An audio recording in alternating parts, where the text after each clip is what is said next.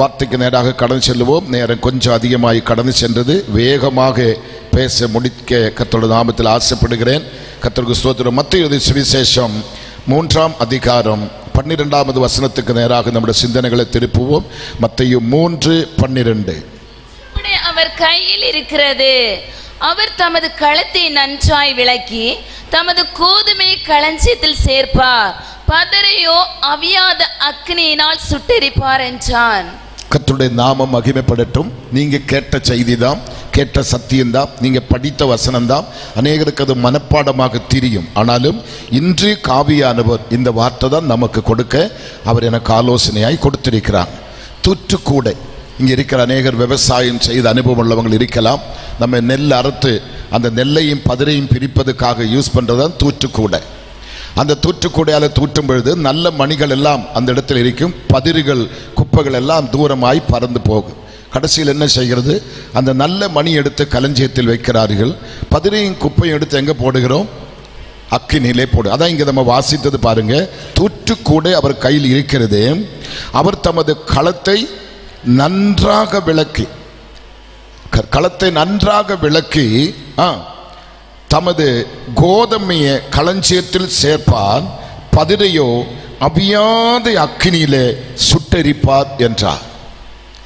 மனிதனாய் பிறந்திருக்கிற நீங்களும் நானும் அறிய வேண்டியது, நம்ம மரித்த பிற்பாடு நமக்கு 2 இடங்கள் நீங்கள் நியமிக்கப்பட்டிருக்கிறது. ஒன்று கீழே பாதாளம், இன்னொன்று மேலே பரலோகம். இந்த 2இல் ஒரு இடத்தில் கம்பல்சரி நம்ம போய் தான் ஆக வேண்டும். நல்லா புரிஞ்சு கொள்ளணும். மனிதனாய் பிறந்தவன் மனிதனே தேவன் ஆவி ஆத்மா சரீரம் இப்படிதான் நம்மை சிருஷ்டித்திருக்கிறான். இது மிருகங்களுக்கோ மற்ற ஜீவராசிகளுக்கு எதுவுமே ஆத்மா கிடையாது. அவைகளுக்கு சரீரத்தோட தோற்றம் உண்டு, உருவம் உண்டு, ஜீவன் உண்டு, எல்லாமே உண்டு. ஆனால் அவைகளுக்கு ஆத்மா கிடையாது. மனுஷனுக்கு தான் ஆத்மா கர்த்தர் கொடுத்திருக்கிறான். ஒரு மனுஷன் மரிக்கும் பொழுது நம்முடைய சரீரம் வெறும் மண் போடி தான். இது மண்ணிலிருந்து எடுத்தபடியால் மண்ணுக்கு திரும்புது. ஆனால் உள்ளே இருக்கிற ஆவி ஆத்மா எங்க போகுது அது நீங்கள் புரிந்து கொள்ள வேண்டும். ஆவி ஆத்மா அநேகர் மரித்த பிற்பாடு இந்த ஆத்மா நித்திய சாந்தி அடையட்டு சொல்லி பிரார்த்திப்பாங்க. மரித்த பிற்பாடு நித்திய சாந்திக்கு பிரார்த்திச்ச எந்த புண்ணியமே கிடையாது. மரித்தவங்கள் கல்லறையில போய் மெழுகுதிரி கொளுத்தி அல்லது மாலை போட்டு எந்த பூஜை பண்ணி எந்த புண்ணியமே கிடையாது. உயிரோடு இருக்கும்போ சத்தியத்தை அறிய வேண்டும், சத்தியத்தை கற்றுக்கொள்ள வேண்டும், சத்தியத்தை தெளிவாக புரிந்து கொள்ள வேண்டியது நம்ம உயிரோடு இருக்கும்போதான். மரித்த பிற்பாடு என்ன கர்மம் செய்தும் ஒரு ஆத்மா பரலோகம் போக முடியாது. ஆமென். எந்த கர்மத்தினாலும் எந்த ஒரு மனுஷனுடைய ஆத்மாவும் பரலோகம் போக முடியாது. பரலோகம் செல்ல வேண்டுமானால் நீங்களும் நானும் தான் தீர்மானம் எடுக்க வேண்டும். நான் பரலோகம் போகணுமா? அது என்னை பொறுத்தது தான். நான் நரகத்துக்கு போகணுமா? என்னை பொறுத்தது தான். நான் எடுக்கிற தீர்மானம் தான். அந்த தீர்மானத்தின் அடிப்படையில் தான் கர்த்தர் நமக்கு உதவி செய்வாராக. மறுபடியும் சொல்லுகிறேன், மரித்த பிற்பாடு நம்முடைய ஆவி ஆத்மா ஒன்று கீழே பாதாளம் நரகத்துக்கு போக வேண்டும், இல்லை மேலே பரதீசுக்கு போக வேண்டும். இங்க இருக்கிறீங்களா எல்லாரும்? ஓகே. இது நம்ம தீர்மானம். எப்ப மரிக்கும் யாருக்கும் தெரியாது. எப்ப இயேசு வருகிறார் யாருக்கும் தெரியாது. நினையாத நேரத்தில் மரணம் வருது, நினையாத நேரத்தில் இயேசுவின் வருகை இருக்குது. அப்படியானால் நாம் தூங்கும் பொழுதும் நாம் விழித்திருக்கும் பொழுதும் ஆயத்தமாக இருக்க வேண்டும். மரணம் முந்தி வரலாம், இல்லைங்கள் இயேசு முந்தி வரலாம். 2 நடந்தாலும் நாம் கைவிடப்பட்ட கூட்டத்தில் இருக்கக்கூடாது. இப்ப தூற்றுக்கூடையுமா அவர் இறங்கி வந்து இந்த சபையாம் களத்தை தூற்றும் பொழுது நான் விசுவாசிக்கிறேன், இந்த சபையிலிருந்தும் ஒரு பிள்ளையும் பதிராய் போகக்கூடாது, ஒரு பிள்ளையும் குப்பையாய் போகக்கூடாது, ஒன்றுமே அக்கினி கரையாய் போக இடம் கொடுக்க கூடாது. இங்க வந்திருக்கிற அத்தனை பேரும் நல்ல கோதம்பு மணியாய் கர்த்தர் நம்மை மாற்ற வேண்டும். ஆமீன். அவருடைய சம்பத்தை சேர்க்க வரும்பொழுது நீங்கள் அவருடைய ஆமீன் சம்பத்தா இருக்க வேண்டும், அவருடைய சொத்தா இருக்க வேண்டும், அவருடைய முத்தா இருக்க வேண்டுமானால் இந்த வசனத்துக்கு நீங்கள் கீழ்ப்படிய வேண்டும். ஒரு மனுஷன் பரலோகம் செல்லுவதற்காக அல்லது மோட்சத்தில் போகுவதற்காக எந்த புண்ணிய கர்மங்கள் செய்தும் எந்த புண்ணியமே கிடையாது. பழைய ஏற்பாட்டு காலத்தில் மக்களுடைய பாவ மன்னிப்புக்காக என்ன செய்கிறது? ஆட்டுக்குட்டி, புறாக்கள், காளைக்குட்டி இப்படி மிருகங்களை அடித்து பறவைகளை அடித்து அந்த இரத்தத்தை எடுத்து மக்கள் மேல் தளிப்பார்கள். அதை சுட்டெரித்து யாகமாக செய்வார்கள். அந்த காரியங்கள் எல்லாம் செய்ததுக்காக அவனுடைய பாவம் போக்க வேண்டும், பாவம் மன்னிக்க வேண்டும் என்று சொல்லிதான் பழைய ஏற்பாட்டு காலத்தில் நடந்தது. ஆனால் ஆடுகளும் பறவைகளும் காலியாகிறதே தவிர எந்த ஒரு மனுஷனுடைய பாவத்துக்கும் பிராயச்சித்தம் வரல. பாவத்தை போக்க ஒரே ஒருவர் இயேசு மாத்திரம்தான். இயேசுவின் இரத்தத்தாலே அன்றி எனக்கும் உங்களுக்கும் பாவ மன்னிப்பு இல்லவே இல்லை. இயேசு ஒருவர் மட்டும்தான் மெய்யான தெய்வம், வேற ஒருவருமே தெய்வம் கிடையாது. இயேசு ஒருவர் மட்டும்தான் தெய்வம். வானத்தையும் பூமி உண்டாக்கின சர்வ வல்லவராகிய ஒரே ஒரு தெய்வம் இயேசு மாத்திரம்தான். இயேசு சொன்னது, மேலே வானத்தில் ஆகிலும் கீழே பூமியில் ஆகிலும் பூமிக்கு கீழே சமுத்திரத்தில் ஆகிலும் ஒரு சொரூபத்தை நீங்கள் வணங்கக்கூடாது, ஒரு விக்கிரகத்தை நீங்கள் வணங்கக்கூடாது, ஒரு சொரூபத்தை நீங்கள் வணங்கக்கூடாது. கர்த்தருக்கு ஸ்தோத்திரம். இயேசு ஒருவர் மாத்திரம்தான் தெய்வமாயிருக்கிறார். அந்த இயேசு சொன்னது, நானே வழியும் நானே சத்தியமும் நானே ஜீவனுமாயிருக்கிறேன், என்னிலூடி அல்லாம ஒருவனும் எங்க போக முடியாது, பரலோக ராஜ்யம் போக முடியாது. அப்ப இயேசு எதுக்கு இந்த பூமிக்கு வந்தார்? பாவிகளை நேசிக்க வந்தார், பாவிகளை ரட்சிக்க வந்தார். இயேசு இந்த பூமிக்கு வந்தது ஒரு மதம் ஸ்தாபிக்கிறதுக்கல்ல, ஒரு மதத்தினுடைய குருவாயிருப்பதுக்கல்ல, ஒரு குறிப்பிட்ட மக்களுக்காக வரல. அநேகர் என்ன பிரசங்கம் பண்றாங்க, அநேகர் நம்புறாங்க இயேசு கிறிஸ்தவங்கள் கடவுள். அப்படி என் பைபிள்ல இல்ல. ஆமென். இயேசு கிறிஸ்தவங்கள் கடவுள் என்ற பைபிள் இல்ல. இயேசு யாருக்கு தெய்வம்? மாம்சமான யாவருக்கும் அவர் தேவனாகிய கர்த்தராயிருக்கிறார். அது ஹைந்தவனாயிருக்கலாம், இஸ்லாமியனாயிருக்கலாம், புத்தனாயிருக்கலாம், மனிதனாய் பிறந்தவனுக்கு ஒரு தெய்வம் உண்டானால் அவர் தான் இயேசு. அவருக்காக தான் இயேசு இந்த உலகத்தில் வந்தார், மனுகுலத்தை ரட்சிக்க, பாவிகளை ரட்சிக்க, பாவத்துக்கு பிராயச்சித்தம் பரிகாரம் கொடுக்க. ஆட்டு ரத்தமோ கோழி ரத்தமோ பன்னி ரத்தமோ ஒன்றுமே மனுஷனுடைய பாவத்துக்கு நீக்க போக்கு கொடுக்க முடியாது என்று சொல்லி பிதாவாகிய தேவன் தன் குமாரனை பூமிக்கு அனுப்பினார். அநேகர் என்ன நினைக்கிற, இந்த இயேசு பாதியிலே வந்தவர். அநேகர் என்ன நினைக்கிற, இயேசு வெளிநாட்டில் இறக்குமதி செய்தவர். இல்ல, யோவான் சுவிசேஷம் தெளிவாக சொல்லுகிறது, ஆதியிலே தேவன் இருந்தது, அந்த தேவன் வார்த்தையா இருந்தது, அவர் தேவனாய் இருந்தது. கர்த்தருக்கு ஸ்தோத்திரம் உண்டாவது, தேவனிடத்தில் இருந்தது. அப்படியானால் வார்த்தை வடிவமாகி இந்த பூமிக்கு அவர் மனிதனாய் வந்திருக்கிறார். அவர் இந்த பூமிக்கு மனிதனாய் வருவதற்கு ஒரு பாத்திரம் தேவைப்படுது. நான் இப்ப காஞ்சிபுரத்து நீங்க வர்றதுக்கு எனக்கு ஒரு வாகனம் தேவைப்படுது. அதே போல கர்த்தருக்கு ஸ்தோத்திரம், நீங்கள் இந்த பூமிக்கு பிள்ளையாய் பிறக்கிறதுக்கு ஒரு பாத்திரம் தேவைப்பட்டது. அதாவது உங்க தாயோட கருவு, தாயோட கர்ப்பம், அதிலே உற்பத்தி ஆயுதான் நீங்கள் நான் இந்த பூமிக்கு. யாரும் வானத்திலிருந்து கீழே குளிச்சு வந்து யாருமே இல்லை. ஒரு தாயோட வயிற்றிலே 10 மாசம் இருந்து அவங்களால் நொந்து பெற்று வந்தவங்களாம் நம்ம எல்லாருமே இருக்குது. நம்புறீங்களா? எங்கேயாவது ஜப்பானின் இறக்குமதி செய்த ஆட்களார இங்க உண்டா எனக்கு தெரியல. நான் என்ன அம்மா வயிற்றில் தான் வந்தது, எனக்கு அதுதான் தெரியும். எங்க அம்மா வயிற்றினுடைய பேரு பையூர். நான் பிறந்த ஊர் பொய்யூர், நான் போக வேண்டிய ஊர் மெய்யூர். பையூர் பொய்யூர் மெய்யூர், தம்பிமார் மறக்க கூடாது. கர்த்தருக்கு ஸ்தோத்திரம். 10 மாசம் அந்த பையூர்ல 70 வருஷமா இன்னைக்கு இந்த பொய்யூர்ல இன்னும் குறுகிய நாட்களுக்குள்ள மெய்யூருக்கு போக போறோம். அதுக்கு ஒரே ஒரு வழி இயேசு மாத்திரம்தான். இயேசுவிலோடு மட்டும்தான் போக முடியும். என்னுடைய எந்த கர்மங்களோ எந்த நேர்ச்சைகளோ எந்த புண்ணியங்களோ என்னை பரலோகம் கொண்டு செல்ல முடியவே முடியாது. இதுதான் சத்தியம் நமக்கு கற்றுக் கொடுக்கிறது. கர்த்தருக்கு ஸ்தோத்திரம். ஆனபடி மக்கள் இன்னைக்கு உலகத்தில் என்ன செய்கிறார்கள்? தன்னோட தெய்வம் யாரு, தன்னோட சிருஷ்டிகர் யாரு, தன்னை சிருஷ்டித்தவர் யாரு, தனக்கு உயிர் கொடுத்தவர் யாருன்னு தெரியாம சிருஷ்டிப்புகளை வணங்கி கொண்டிருக்கிறார்கள். சிருஷ்டியை வணங்காமல் சிருஷ்டிப்பு, மரம் புத்து பாம்பு, கர்த்தருக்கு ஸ்தோத்திரம், மலை கோவில் குளம், மனுஷன். இன்னைக்கு எத்தனையோ மனுஷர்கள் தெய்வமா மாறி இருக்கிறாங்க. எத்தனையோ மனுஷர், ஆனா ஒருத்தனும் பூமியில் இல்ல. அவன் எல்லாம் செத்து மாண்டு போன ராட்சசர்களாய் மண்ணுக்குள்ளே போயிருக்கிறாங்க. ஒரே ஒருவர் மட்டும்தான் உயிரோடு எழும்பி இருக்கிற, ஒரு கல்லறை மட்டும்தான் திறக்கப்பட்டிருக்கிறது. அவர் தான் பிரசங்கிக்கிற இயேசு கிறிஸ்து. ரோமனுடைய ஆட்சியோ ரோமனுடைய பட்டாளமோ ரோமனுடைய முத்திரையோ இந்த உலகத்தின் மரணமோ என் இயேசுவை தடுத்து நிறுத்த முடியவில்லை. ஆமென். இயேசு கிறிஸ்து சாதாரணவான் அல்ல. இன்னைக்கு பாருங்க, ரோமன் கத்தோலிக்க மக்கள் அதிகமாக சிலுவையை வழிபடுறாங்க. அதோட ரகசியம் உங்களுக்கு தெரியுமான்னு எனக்கு தெரியாது. அவர்கள் தான் சிலுவைக்கு ரொம்ப இம்பார்ட்டன்ட் கொடுக்கிறாங்க, சிலுவைக்கு ரொம்ப முக்கியத்துவம் கொடுக்கிறாங்க, சிலுவையை வழிபடுறாங்க. காரணம் என்ன கேட்டால், ரோமனுடைய ஆட்சி காலத்தில் தான் இயேசுவை சிலுவையில் அறைந்தார். இயேசு சிலுவையில் ஏறுகிற நாள் வரையிலும் அந்த சிலுவையை பார்த்த மக்கள் நடுங்குவாங்க.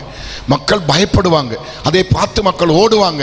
யாரும் கழுத்தில் சிலுவை போட மாட்டாங்க, யாரும் வீட்டில் சிலுவை வைக்க மாட்டாங்க, யாரும் சர்ச்சுக்கு மேல சிலுவை வைக்க மாட்டாங்க. ஏன்னு கேட்டா அது ஒரு குற்றவாளி, ஒரு மரண தண்டனைக்கு தகுதியா இருக்கிறவனை கொலை செய்வதற்காக பயன்படுத்தக்கூடிய ஒரு கொலை ஆயுதம் தான் இந்த சிலுவை. ஆமீன். இன்னைக்கு துப்பாக்கி யூஸ் பண்ற மனுஷனை சுடுறதுக்காக துப்பாக்கி கழுத்தில் மாட்டலாமே, வீசறிவால் வைத்திருக்கிற மனுஷன் தலை வெட்டதுக்காக அது கழுத்தில் மாட்டலாமே, எத்தனையோ விதப்பட்ட ஆயுதங்கள் வைத்திருக்கிறார், அதை அப்படியே எடுத்து நீங்க கழுத்தில் மாட்டலாமே.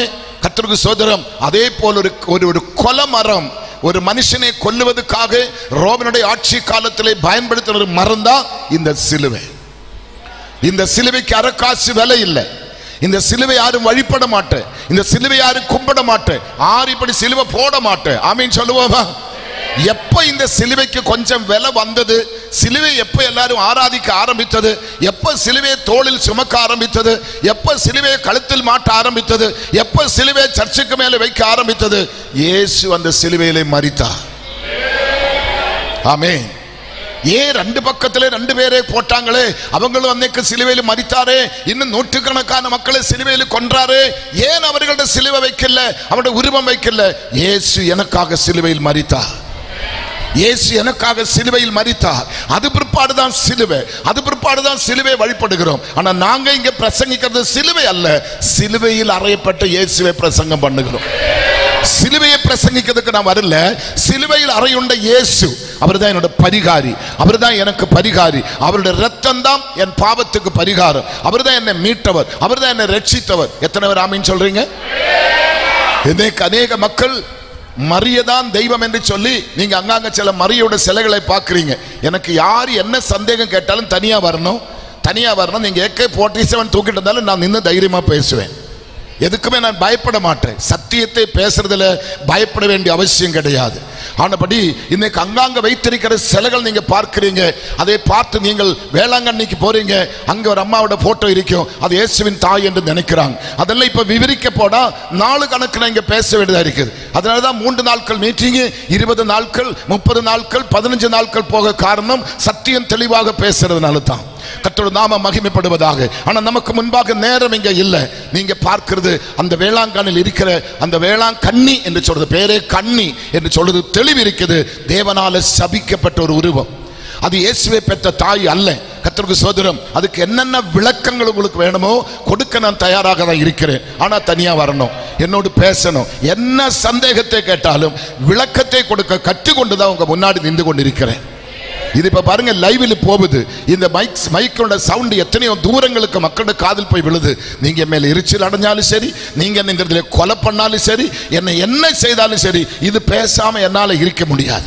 இது பேசுறதுக்காக தான் நான் செத்து போன பிற்பாடு மறுபடியும் என்னை உயிரோடு இந்த பூமியிலே கொண்டு இன்னைக்கு நிறுத்த காரணம் இது உங்களுக்கு சொல்லுவதற்காக தான். ஆமென். உங்களுக்கு சொல்லுவதற்காக தான். கர்த்தருக்கு ஸ்தோத்திரம். நான் மறுபடியும் சொல்றேன், மரிய ஒரு தெய்வம் ஆயிருந்திருந்தால் மரியதான் மக்களுக்காக மரித்திருக்க வேண்டும். யோசேப்பு ஒரு தெய்வமாக இருந்திருந்தால் யோசேப்பு தான் மக்களுக்கு பாவத்துக்காக மரித்திருக்க வேண்டும். இயேசு சிலுவையில் மரிக்கிறதுக்கு முன்னவே யோசேப்பு மரித்தார். இயேசு மரிக்கும் மரிய ஒரு விதவையாக தான் இருக்கிறாங்க. இயேசுவை பெற்ற பிற்பாடு சகோதரங்கள் சகோதரிகள் அவருக்கு பிறக்கப்பட்டது, ஆண் மக்களும் பெண் மக்களும். ஆமென். மரியைக்கு பிறந்தது முதல் குமாரன் தான். கர்த்தருக்கு ஸ்தோத்திரம். தலைச்சன் பிள்ளை தான் இயேசு கிறிஸ்துவாய் பிறந்தவர். கர்த்தருக்கு ஸ்தோத்திரம். அதுக்கு பின்னாடி வேதத்தை எடுத்து படியுங்களேன், நல்ல படியுங்களேன். படிச்சு பார்க்கும் பொழுது இயேசுவுக்கு சகோதரிகளும் உண்டு, இயேசுவுக்கு சகோதரர்களும் உண்டு. வேதத்தில் ஒரு சின்ன அதிகாரம் பாருங்க, யூதா இயேசுவோட தம்பி தான். ஆமீன். யூதா சொன்ன முத்தம் கொடுத்து காட்டி கொடுத்த யூதா அல்ல. கர்த்தருக்கு ஸ்தோத்திரம். இன்னும் ஒரு யூதா, அது இயேசுவினோட தம்பி தான். அவர் எழுதியிருக்கிற யூதாவோட சரித்திரத்தை படிச்சு பார்க்கறது உண்டானால் புத்தி உள்ளவங்களுக்கு தெளிவு கிடைக்கும். புத்தி உள்ளவங்களுக்கு தெளிவு. அவன் வந்து மாறு விரித்து நான் இயேசுவின் அண்ணன், இயேசுவின் தம்பி சொல்லி பேசவே இல்லை. கர்த்தருக்கு ஸ்தோத்திரம். அதெல்லாம் எடுக்கிறதுக்கு எனக்கு நேரம் கிடையாது. அப்படியானால் இதெல்லாம் உண்மை. மரியையும் யோசேப்பும் இயேசு பிறந்த பிற்பாடு குடும்பம் நடத்தி உங்களை போல ஒரு பெண்ணாக வாழ்ந்து பிள்ளைகளை பெற்று குடும்பத்தை கட்டி காத்து புருஷனுக்கும் மன பிள்ளைகளுக்கும் பணிவிட செய்து ஒரு உத்தமையா வாழ்ந்து உத்தமையா மரித்தவர் மரிய. கள்ளம் இல்லாதவள், கபடம் இல்லாதவள், தூய்மையாய் மரித்தவள் இந்த மரிய. ஆமேன். எந்த கள்ளம் கிடையாது. புருஷனை வஞ்சிக்கல, புருஷனுக்கு துரோகம் பண்ணல, பிள்ளைகளுக்கு துரோகம் பண்ண. எத்தனை தாய்மார்கள் புருஷனை வஞ்சிக்கிறார்கள், பிள்ளைகளுக்கு துரோகம் பண்றாங்க. இவள் புருஷனுக்கும் துரோகம் பண்ணல, பிள்ளைகளுக்கும் துரோகம் பண்ணல.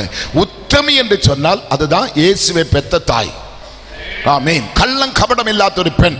இன்னைக்கு அவர்கள் எல்லாம் மரித்து பரதீசிலே பரிசுத்தவான்கள் கூட நித்திரையில் இருக்கிறார்கள், ஓய்வெடுத்து கொண்டிருக்கிறார்கள். இவர்கள் யாரும் பரலோகம் போகவே இல்லை. பரமண்டத்தில் இருக்கிறவங்க தாயேன்னு கூப்பிடுறாரு, பரமண்டத்துக்கு தாய் போவில்லை, தந்தை பரமண்டலத்துக்கு போவில்லை. பரலோகத்துக்கு எந்த யோவானோ பேதுருவோ எந்த மத்தியோ ஒருத்தனுமே பரலோகம் போவில்லை. பரலோகம் போன ஒரே ஒருவர் இயேசு கிறிஸ்து மாத்திரம்தான், இயேசு கிறிஸ்து மாத்திரம்தான். ஆனால் இயேசுவின் வரியிலே காகளம் துணிக்க போவது, மரியோட கல்லறை திறக்கும், யோசேப்பினோட கல்லறை திறக்கும், எல்லா சீஷரோட பரிசுத்தவான்கள் கல்லறைகளும் திறக்கும், சகல பரிசுத்தவான்கள் கல்லறைகளும் திறக்கப்பட்டு முந்தி அவர்கள் எடுத்துக்கொள்ளப்படுவார்கள். பிந்தி உயிரோடு இருக்கிற நீங்களும் நானும் மறுரூபமாக்கப்பட்டு நாம் அப்படியே மேலே போயிடும். ஆமென். இப்ப இயேசு வந்தால் அடுத்த நாளை தினத்தில் இங்க ஒரு ஜவுளி கடையை வைக்கலாம், நகைக்கடை வைக்கலாம். ஏன் தெரியுமா? செருப்பு கடை வைக்கலாம். என்ன காரணம்? இப்ப இயேசு இங்க வந்தால் நாளைக்கு இது ஜவுளி கடையா வைக்கலாம், நகைக்கடையா வைக்கலாம், செருப்பு கடையா வைக்கலாம். ஏன்னு கேட்டா நீங்க போட்டிருக்கிற இந்த ட்ரெஸ், இந்த நகை, இந்த செருப்பு ஒன்றும் பரலோகம் போகாது. நாம் எல்லாரும் மறுரூபமாக்கப்பட போகிறோம். நீங்க கொண்டு வந்ததெல்லாம் இங்க தான் கிடக்கும். நாளைக்கு இங்க சண்டை நடக்கும். அப்பா எனக்கு இந்த சேலை வேணும், எனக்கு இந்த ஜீன்ஸ் வேணும் சொல்லி இங்க சண்டை நடக்கும். ஆமென். இங்கே அப்படியே நம்ம மறுரூபமாக்கப்பட்டு பரலோகத்துக்கு பறந்து போக போறோம். எத்தனை பேர் சந்தோஷமா இருக்கிறீங்க? எத்தனை பேர் சந்தோஷமா இருக்கிறீங்க? அவ்விதமாக ஜோசேப் ஒரு தெய்வம் அல்ல. ஜோசேப் தெய்வமா இருந்தால் தன்னோட குமாரனாக கிறிஸ்துவை நிச்சயமாகவே இந்த பாடு மரணத்துக்கு விட்டிருக்க மாட்டோம். இயேசுவுக்கு ஜோசேப்பு தகப்பனும் கிடையாது, ஒரு வளர்ப்பு தகப்பன். ஜோசேப்பை போல ஆண் குலத்தில் உத்தமனாய் பிறந்தவன் யாருமே இல்லை. ஆமென் சொல்லுங்க. அவனுக்கு திருமணத்துக்காக நியமித்த பெண்ணு கருதரித்திருக்கிறது கேள்விப்பட்டு அவளை ரகசியமாய் அனுப்பிவிட தீர்மானித்த பொழுதும் தேவதூதன் அவனையும் பார்த்து பேசுகிறார். அவளை நீ தள்ளி விடாது, அவளை சேர்த்துக்கொள், உன் மனைவி கர்ப்பம் தரித்த ஒரு குமாரனை பிரசவிப்பாய், அவருக்கு இயேசு என்று பெயரிடுவாயாக. உலகத்திலே ஆணாய் பிறந்த ஒருத்தனும் செய்யாதது ஒன்றை யோசேப்பு செய்திருக்கிறாங்க. உலகத்தில் எந்த பெண்ணு ஏற்றுக்கொள்ள முடியாத ஒன்றை மரியை ஏற்றுக்கொண்டிருக்கிறாங்க. அவள் கேட்கிறாள், காப்ரியலை பார்த்து கேட்கிறான், இது எப்படி ஆகும்? நான் புருஷனை அறியேனே. நாகரிகம் இல்லாத காலம், படிப்பில்லாத காலம், எஜுகேஷன் இல்லாத காலகட்டத்தில் இருக்கிற அந்த பெண்ணுக்கும் தெரியுது ஒரு பெண்ணும் ஆணும் சேர்ந்தாத்தான் ஒரு சிசு பிறக்கும். அதான் கேட்கிறா, இது எப்படி ஆகும்? நான் புருஷனை அறியேனே. அப்பதான் சொன்னேன், பரிசுத்தாவி உன்மேல் நிழலிடுவா. ஹல்லேலூயா. பரிசுத்தாவி உன்மேல் நிழலிடுவா. நீ கர்ப்பம் தரிப்பாய், நீ ஒரு குமாரனை பிரசவிப்பாய், அவருக்கு இயேசு என்று பெயரிடுவாயாக. ஆமென். இந்த சம்பவம் நடந்த உடனே இந்த மரியை அதை ப்ரூவ் பண்ணதுக்காக மெடிக்கல் போவில்லை. சாதாரண பெண்களுக்கு ஏதாவது ஒரு விசேஷம் வேண்டா உடனே போய் யூரின் பார்ப்பாங்க, மெடிக்கல் செக்கப் பார்த்தினா பரவாயில்லை அடையாளம் கண்டு சொல்லி தான் அம்மா 1.5 மாசம் ஆச்சியம்மா, 2 மாசம் ஆச்சியம்மா, 1 மாசம் ஆச்சு சொல்லி அங்கே தான் நம்ம கணக்கு போடுறோம். இவள் அங்கெல்லாம் போவில்லை. அந்த காலத்தில் அது இல்லை போல தெரியுது. அவள் நேர எலிசபெத் வீட்டுக்கு தான் போனேன். யோவானை 6 மாசமாக கர்ப்பமாக தரித்து வயிற்றில் வைத்திருக்கிற எலிசபெத்தை பார்த்ததுக்கு தான் மரிய போனார். அங்க போய் எலிசபெத்துக்கு ஒரு ஸ்தோத்திரம் சொன்ன பொழுது எலிசபெத் சொல்லுகிறார், நீ வாழ்த்தின வாழ்த்துதல் காதில் விழுந்த பொழுது என் உள்ளத்தில் என் பிள்ளை, என் கர்ப்பத்தில் என் பிள்ளை அபிஷேகத்தால் துள்ளது. இன்னும் அவள் சொன்ன வார்த்தை, என் ரட்சகரின் தாய் என் வீட்டுக்கு வருவதற்கு நான் எம்மாத்திரம். அப்ப யாரு வந்திருக்கிற? எலிசபெத் வீட்டு எலிசபெத்தின் ரட்சகர். மரியா என்ன சொல்லுகிறார்கள்? இது முதல் கொண்டு உலகத்தில் இருக்கிற சகல ஜனங்களும் என்னை பாக்கியவதி என்று சொல்லுவார். ஏன்? என் ரட்சகரை பெற்றெடுக்கக்கூடிய பாக்கியம் எனக்கு கிடைத்தது. புத்தி உள்ளவர்கள் கவனிக்க வேண்டும். மரியா சொர்க்கத்தில் போக வேண்டுமானால் இயேசுவால தான் போக முடியும். யோசேப்பு போக வேண்டுமானால் இயேசுவால தான் போக முடியும். வேற எந்த மார்க்கத்தினாலும், எந்த கர்மத்தினாலும், எந்த புண்ணியத்தினாலும் ஒருத்தனும் பரலோக ராஜ்யம் போக முடியாது. ஆமென். ஹல்லேலூயா. இதாங்க சத்தியம். இந்த சத்தியம் தான் நம்மளை விடுதலை ஆக்குறது. இந்த இயேசுதான் உலகத்துக்கு வந்து தூற்றுக்கூடையுமாய் தன் களத்தை தூற்ற வருகிறார். இந்த சபையாம் களத்தை தூட்டும் பொழுது நான் கைகூப்பி சொல்றேன், இதுல பதிர் ஆறுமை இருக்கக்கூடாது, இதுல குப்பை ஆறுமை இருக்கக்கூடாது. அங்க என்ன சொல்லி முடிக்கிறாங்க பாருங்களேன், தமது கோதுமையை களஞ்சியத்திலே சேர்ப்பார், பதிரையோ அவியாத அக்கினியினால் சுட்டெரிப்பார். அவியாத அக்கினிக்குள்ள போக போகுது. அதுதான் நரகம். அதுதான் நரகம். நம்ம நினைக்கிறோம் இப்ப சத்து போனா முடிஞ்சிச்சு நம்ம கதை. சத்த பிற்பாடு தான் வாழ்க்கை இருக்குது. சத்த பிற்பாடு தான் நிரந்தரமா நிரந்தரமா நிரந்தரமா நிரந்தரமா. அதுக்கு கால கணக்கு கிடையாது. இப்ப 60 70 பலத்தின் மிகுதியால் 80 அப்படியெல்லாம் இப்பதான் கணக்கு, இப்பதான் கணக்கு. கர்த்தருக்கு ஸ்தோத்திரம். ஆனா நரகத்திலே போன பிற்பாடு கணக்கு கிடையாது, இதோட முடிகிறது கிடையாது. நல்லா புரிஞ்சுக்கணும். உங்களோட மண்ணை தான் மண்ணுக்குள்ளே கொண்டு எரிக்கிறாங்க, மண்ணுக்குள்ளே புதைக்கிறாங்க. இது மண்ணில் எடுத்தபடியால் மண்ணுக்கு போய் சேருது. ஆனா உள்ள இருக்கிற ஆத்துமா எங்க போகுது? தாவீது கேட்கிறேன், ஆத்துமாவே நீ ஏன் கலங்குகிறாய், ஏன் எனக்குள் தேங்குகிறாய்? இன்னைக்கு இந்த கூட்டத்துக்கு எதுக்கு வந்திருக்கிறீங்க? என் வயிற்று வலி மாறணும், என் நெஞ்சு வலி மாறணும், என் கஷ்டம் மாறணும், என் குடும்பத்தில் வேதனை மாறணும், என் புருஷன் திருந்தணும், என் பிள்ளை திருந்தணும், என் பொண்டாட்டி தலைதறிச்சு போன அவளை திருந்தணும். இதுக்கு தானே வந்தீங்க. ஆனா இந்த காலம் அதுக்குள்ள காலம் அல்ல. இந்த கூட்டத்தை நான் தகுதியாக வேண்டும். இயேசுவின் வருகைக்கு போகிறதுக்குள்ள தகுதி எனக்கு வேணும். அந்த தகுதி சீட் இருந்தா தானே சொர்க்கத்தில் போக முடியும். இன்னைக்கு இந்தியா தேசத்திலே ஆதார் கார்டு இல்லாம வாழ முடியாதது போல பரலோக ராஜ்யத்துக்கு போக வேண்டுமானால் உனக்கு ஒரு தகுதி சீட்டு தேவைப்படுது. பரலோக குடி உரிமையோட அந்த இந்தியன் குடியுரிமையாக இன்னைக்கு ஆதார் கொடுத்திருக்கிறது போல ஆதார் கொடுக்க வைத்தவனுக்கு இந்த உரிமை வேணும். அவன் டெல்லியில் இருந்தாலும் எந்த கொம்பத்தில் இருந்தாலும் அவனும் சொர்க்கத்தில் போக வேண்டுமானால் இந்த உரிமை இருந்தால் தான் அவனும் சொர்க்கத்தில் போக முடியும். ஆமீன். எத்தனை பேர் விசுவாசிக்கிறீங்க? எத்தனை பேர் நம்புறீங்க? அந்த சொர்க்கத்துக்கு போறதுக்கு ஒரே ஒரு வழி மட்டும்தான், அதான் இயேசு. அதுதான் இயேசு, அதுதான் இயேசு. இன்னைக்கு அநேகர் வந்து கடவுள் இல்ல கடவுள் இல்ல நிரூபிக்க வருகிறார். ஒரு நாள் சென்னையில் 5 காலேஜ் ஸ்டூடெண்ட்ஸ், நான் ஒரு பப்ளிக் மீட்டிங்ல பேசி முடித்து இவனுக்கு தூரத்தில் நின்று 5 பேர் இந்த செய்தி கேட்டிருக்கிற போல கேட்டு முடித்து நான் கூட்டம் முடிந்து கார்ல ஏறி என் ரூமுக்குள்ள போறதுக்கு முன்னாடி 5 பேர் பிள்ளைகள் வந்து என்னை சுத்தி நின்று என்னை பார்த்து சொல்றேன், உங்க சொல்ற இயேசு இப்ப எங்களுக்கு பார்க்கணும், இயேசுவை இப்ப எனக்கு பார்க்கணும். இயேசுவை காமிக்காம நீ இந்த கார்ல ஏறக்கூடாது, உன்னை சுற்றுருவேன், உன்னை கொன்னிடுவேன், உன்னை இப்ப எரித்து நாங்க சாம்பலாக்கிடுவேன், இயேசுவை காண்பித்தா தான் போகணும். நான் கொஞ்ச நேரம் யோசனை பண்ணி பார்த்தேன், தப்பிக்கிறதுக்கு எந்த வழி இல்லை. நான் சொன்ன மக்களை தப்பா நினைக்காது, அவர் இப்ப ரொம்ப பிஸியா இருக்கிறாங்க. அப்ப எப்ப பார்க்கலாம்? நாளைக்கு மதியம் 12 மணிக்கு வா, அவரை நீ பார்க்கலாம். உடனே இவனுங்க, சார் நாங்க படிக்காத முட்டாள் அல்ல, நான் காலேஜில் 4th இயர் படிக்கிறேன், நான் இது படிக்கிறேன், நான் அது படிக்கிறேன், நாங்க முட்டாள் கிடையாது சார், நாளைக்கு 12 மணிக்கு வருவேன், காண்பிப்பீங்களா?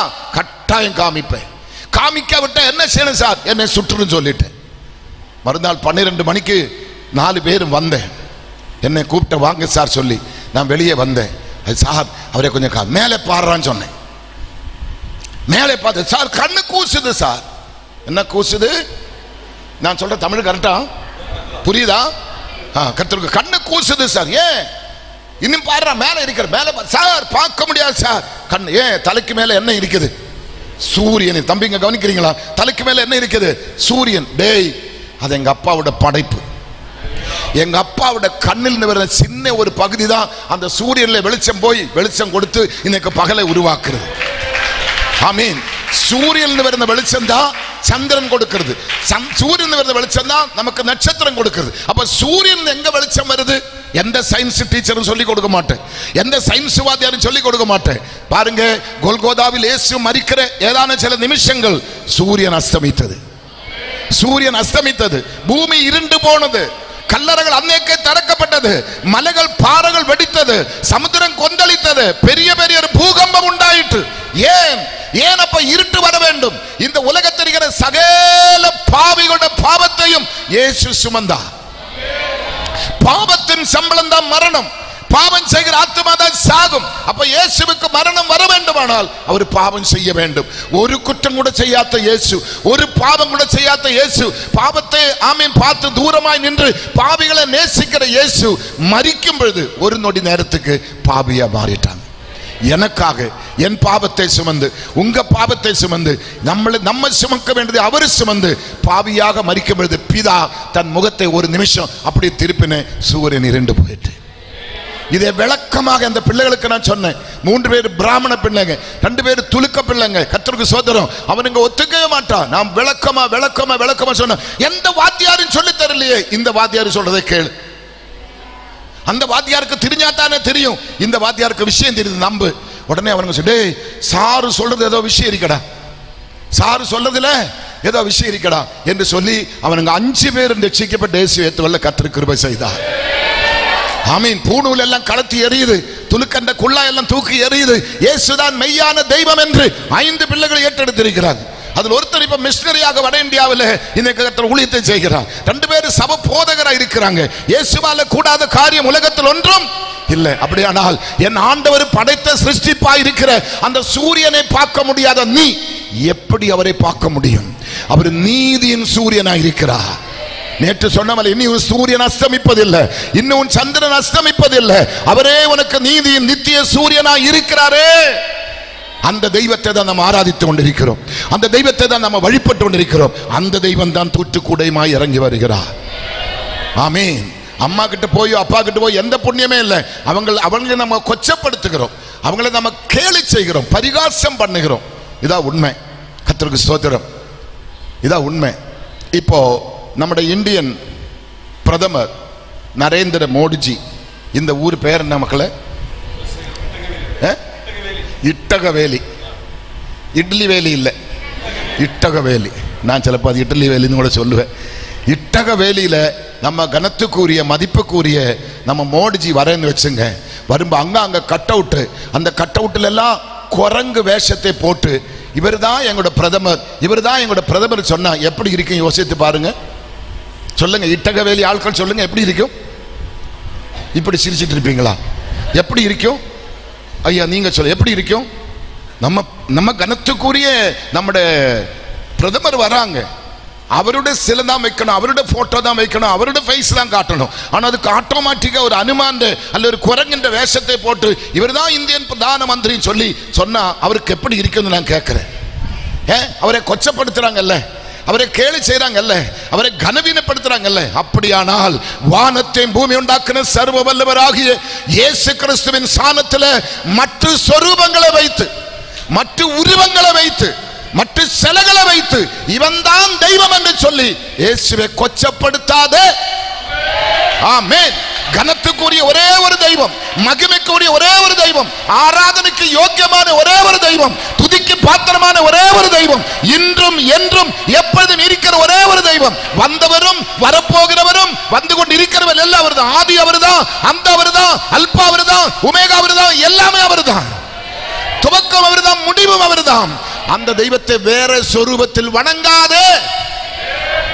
ஹல்லேலூயா, ஹல்லேலூயா. அப்படி செய்யும்போது ராஜாதி ராஜாவாகிய தெய்வத்தை நீங்க கொச்சப்படுத்துறீங்க, களியாக்குறீங்க. அது நீங்க ஒரு காலத்தையும் செய்யக்கூடாது. ஆனபடிதான் சத்தியம். அவர் தான் தூற்றுக்கூடையுமாய் சபைக்கு வருகிறார். கலந்த தூற்றுக்கூடையும் அவன் களத்தை தூற்றும் பொழுது கர்த்தருக்கு ஸ்தோத்திரம், நல்ல மணியாகி கோதம்பு களஞ்சியத்துக்கு போகுது.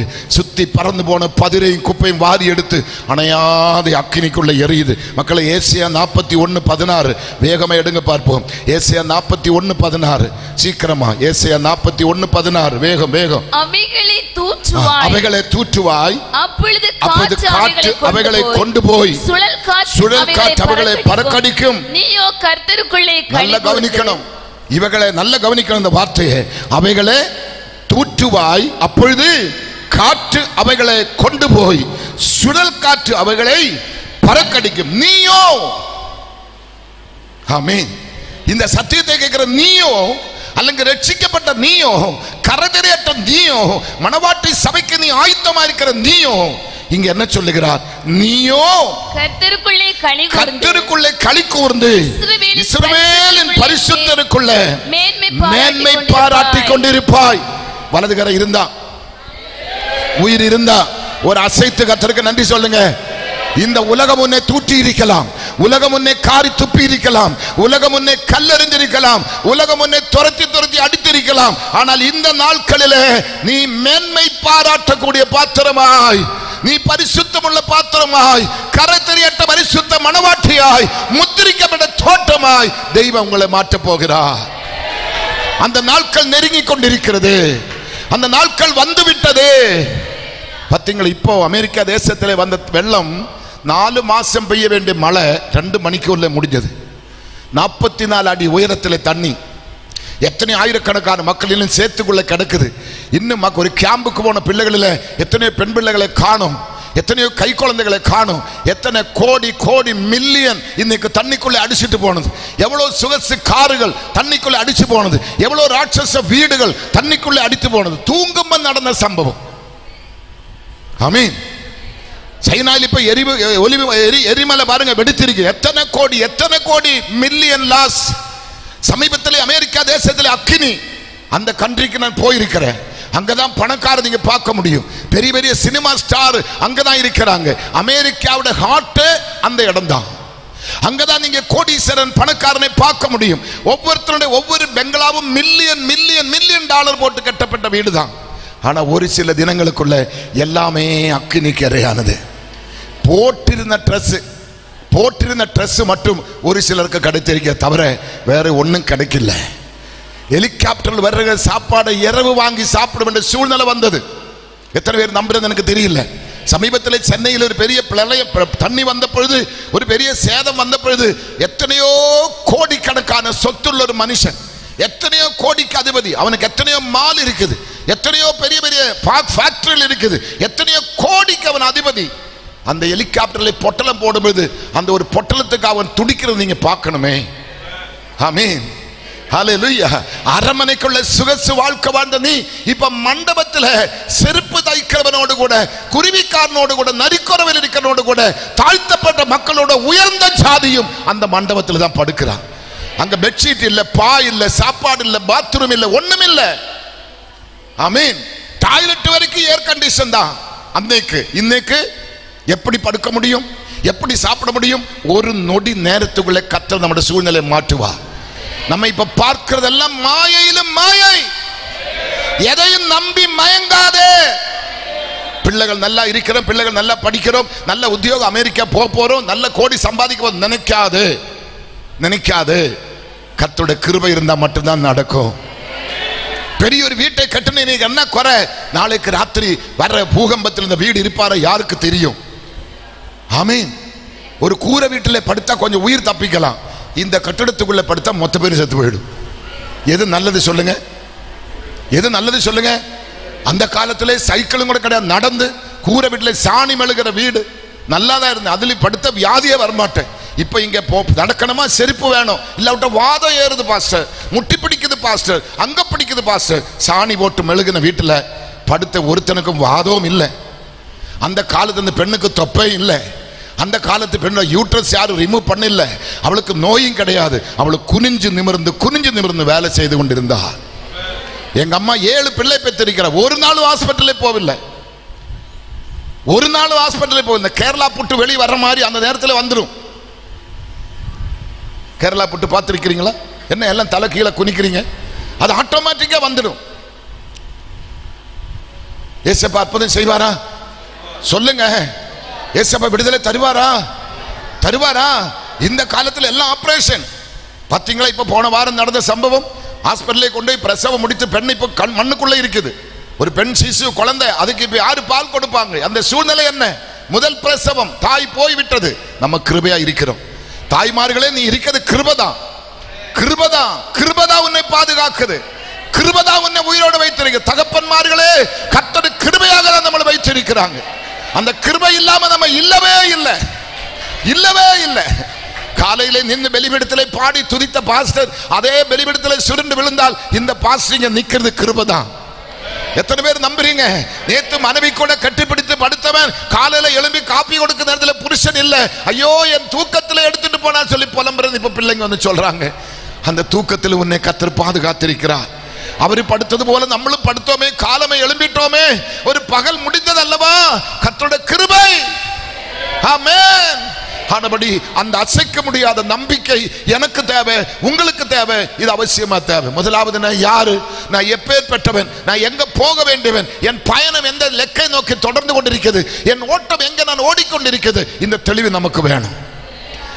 விசுவாசத்தை காட்டும், ஓட்டத்தை முடித்து வந்து கல்லறையில் எழுதி வச்சு பிரயோஜனம் கிடையாது. நம்மளோட வாழ்க்கை வாழ்ந்து காட்டணும். ஓட வேண்டிய பிரகாரம் நம்ம ஓடணும். விசுவாசத்தை காத்துக்கொள்ள வேண்டிய பிரகாரம் நம்ம காத்துக்கொள்ள வேண்டும். ஆமென். சந்தோஷமா இருக்கிறீங்களா? இங்க என்ன சொல்லுகிறது பாருங்க. அவைகளை தூற்றுவாய், அப்பொழுது காற்று அவைகளை கொண்டு போய் சுழல் காற்று அவைகளை பற்கடிக்கும். நீயோ கர்த்தருக்குள்ளே களி கூர்ந்து இஸ்ரவேலின் பரிசுத்தருக்குள்ளே மேன்மை பாராட்டி கொண்டிருப்பாய். மக்களை, எரேமியா என்ன சொல்றது பாருங்க. எரேமியா 7ஆம் அதிகாரத்தை வேகம் எடுங்க பார்ப்போம். எரேமியா 7ஆம் அதிகாரம் 20வது வசனம். எரேமியா 7:20 வேகம். இங்க யாரோ மைக்கில படிச்சிட்டு இருந்தாங்களே, என்ன போயிட்டாங்க. இதோ நீ இது பாருமா, நீ பைபிள் கீழே வைக்க கூடாது, மைக்கு கீழே வைக்க கூடாது. குழந்தைக்கு பால் கொடுக்கணுமா, எங்கிட்ட கூட நான் கொடுக்குறேன். குழந்தை உண்டா உனக்கு? அது நான் கொடுக்குறேன் பால். என்ன படிங்க சீக்கிரம். இதோ என் கோபமும் என் உக்கிரமும், ஆதலால் இதோ என் கோபமும் என் உக்கிரமும் இந்த ஸ்தலத்தின் மேலும் மனுஷன் மேலும் மிருகங்கள் மேலும் வெளியின் மரங்கள் மேலும் பூமியின் கனிகள் மேலும் அது ஊற்றப்படும். அது அவியாமல் எரியும் என்று கர்த்தராகிய ஆண்டவர் சொல்லுகிறார். நான் கேட்கிறேன், இந்த மிருகங்கள், இந்த செடிகள், இந்த மரங்கள் என்ன பாவம் செய்தோம்? நீங்களும் நானும் செய்கிற பாவத்துக்கு நிமித்தமாக பாவம் அறியாத மரங்கள், செடிகள், கொடிகள், மிருகங்கள். நம்ம ஊர்ல பன்னிக்கு போலீஸ் ஸ்டேஷன் உண்டா? பன்னி யாரா நம்ம ஊர்ல வக்கீல் ஆயுது உண்டா? லாயர் உண்டடா தம்பிங்களே? நீங்க பன்னி எங்கேயாவது வக்கீலா நிக்கிறது பார்த்துருக்கிறீங்களா? எரும மாடு எங்கேயாவது எஸ்ஐயா நிற்கிறது, அல்லங்க சர்க்கிள் இன்ஸ்பெக்டர் இருக்குது, அல்லங்க டிஜிபி இருக்குது, நீங்க பார்த்துருக்கிறீங்களா? அந்த மாட்டுக்கு கோர்ட் இருக்குதா? மாட்டுக்கு பஞ்சாயத்து இருக்குதா? ஆதார் கார்டு இருக்குதா? ரேஷன் கார்டு இருக்குதா? என்ன உண்டா? கல்யாண சர்டிபிகேட் உண்டா? சொல்லுங்க, ஏதாவது உண்டான்னு கேட்கிற. ஏதாவது சொல்லி தொலை, இருக்குதா இல்லையா? ஒன்னும் சொல்ல, அந்த மாதிரி உட்காந்து என்ன பேசுறது? ஏதாவது ஒண்ணு சொல்லு. ஆமடா வருகீசன் சொல்லு. நான் எனக்கு உடனே அந்த மாட்டினுடைய ஆதார் கார்டு நான் கேட்பேன், அவனோட மேரேஜ் சர்டிபிகேட் நான் கேட்பேன். அவங்களுக்கு கல்யாணம் நடக்குது, குழந்தை பேர் நடக்குது, எல்லாமே நடக்குது. ஆனா ஒருத்தனும் போலீஸ் ஸ்டேஷனுக்கு என்ன பண்றது இல்லை. சொல்லுங்களேன், பக்கத்து வீட்டு அதிரு தானே சொல்லு மக்களை. அதிரே போய் மம்மட்டி வச்சு ராத்திரில ஏதாவது எரும மாடு சுரண்டு நீங்க பார்த்திருக்கிறீங்களா? அவன் கைனிலே தண்ணி ஏதாவது எரும மாடு போய் வெட்டி நம்ம கைனிக்கு கொண்டு வந்து நீங்க பார்த்திருக்கிறீங்களா? எங்கேயாவது எரும மாடு, நாய், பன்னி, பசுமாடு ஏதாவது மிருகம் லவ் பண்ணது பார்த்திருக்கிறீங்களா? அவங்களுக்கு லவ் லெட்டர் எழுத தெரியுமா? ஐ லவ் யூ சொல்ல முடியுமா? தெரியுமா? சொல்லுங்கடா பிள்ளைங்களே. நம்ம கண்டதுக்கெல்லாம் ஐ லவ் யூ. ஏதாவது ஒன்று சக்சஸ் ஆன ஆகட்டுமே, 100ல் 1 கை கூடி வந்தா வரட்டும். ஐ லவ் யூ செருப்படியும் கிடைக்கும், கல்லேரும் கிடைக்கும், காரியும் துப்பும். நான் பாம்பேக்கு போன பிள்ளைங்க சொல்றாங்க, அப்பா ஒரு சேஃப்டி பின் இது இல்லாம ட்ரெயின்ல ஏற முடியாதுப்பா. ட்ரெயின்ல ஏறினா பயங்கர ப்ராப்ளம். செட்டி பின் ஒரு குத்திட்டு வந்துடுவாப்பான்னு சொல்றான். ஆமீன். அவ்வளவு பெரிய பாவம். பாம்பேல, டெல்லியில, ஒவ்வொரு கண்ட்ரிகளுக்கு போனா என்ன பாவம். அப்படியானா நான் சொல்றது நல்ல கவனிக்கணும். இங்க படிச்ச வசனத்தை தெளிவாக பாருங்கள். ஆதலால் இதோ என் கோபம் என் உக்கிரமும் இந்த ஸ்தலத்தின் மேலும் கவனிக்கிறீங்களா? இந்த ஸ்தலத்தின் மேலும், அப்புறம் மிருகங்கள் மேலும், வெளியின் மரங்கள் மேலும், பூமியின் கனிகள் மேலும் ஊற்றப்படும். அது அவியாமல் எரியும் என்று கர்த்தராகிய ஆண்டவர் சொல். இது அணைக்கிறதுக்கு எந்த ஃபயர் இன்ஜினாலே முடியாது. ஆமென். எந்த அரசாங்கத்தினால இதை நெருப்பு அணைக்க முடியாது. முடியுமா? அமெரிக்காக்கான் இருக்கிற புத்தி வேற யாருக்குமே இல்லை. அவனுங்கிட்ட இருக்கிற கருவிகள், பொருட்கள் வேறு யாருக்கிட்டுமே இல்லை. அந்த தீ அணைக்க முடிந்ததா? நேத்து எருமலை வெடித்தது சைனாவில். ஏதாவது பண்ண முடிந்ததா? கிட்ட போக முடிந்ததா? முடியாது.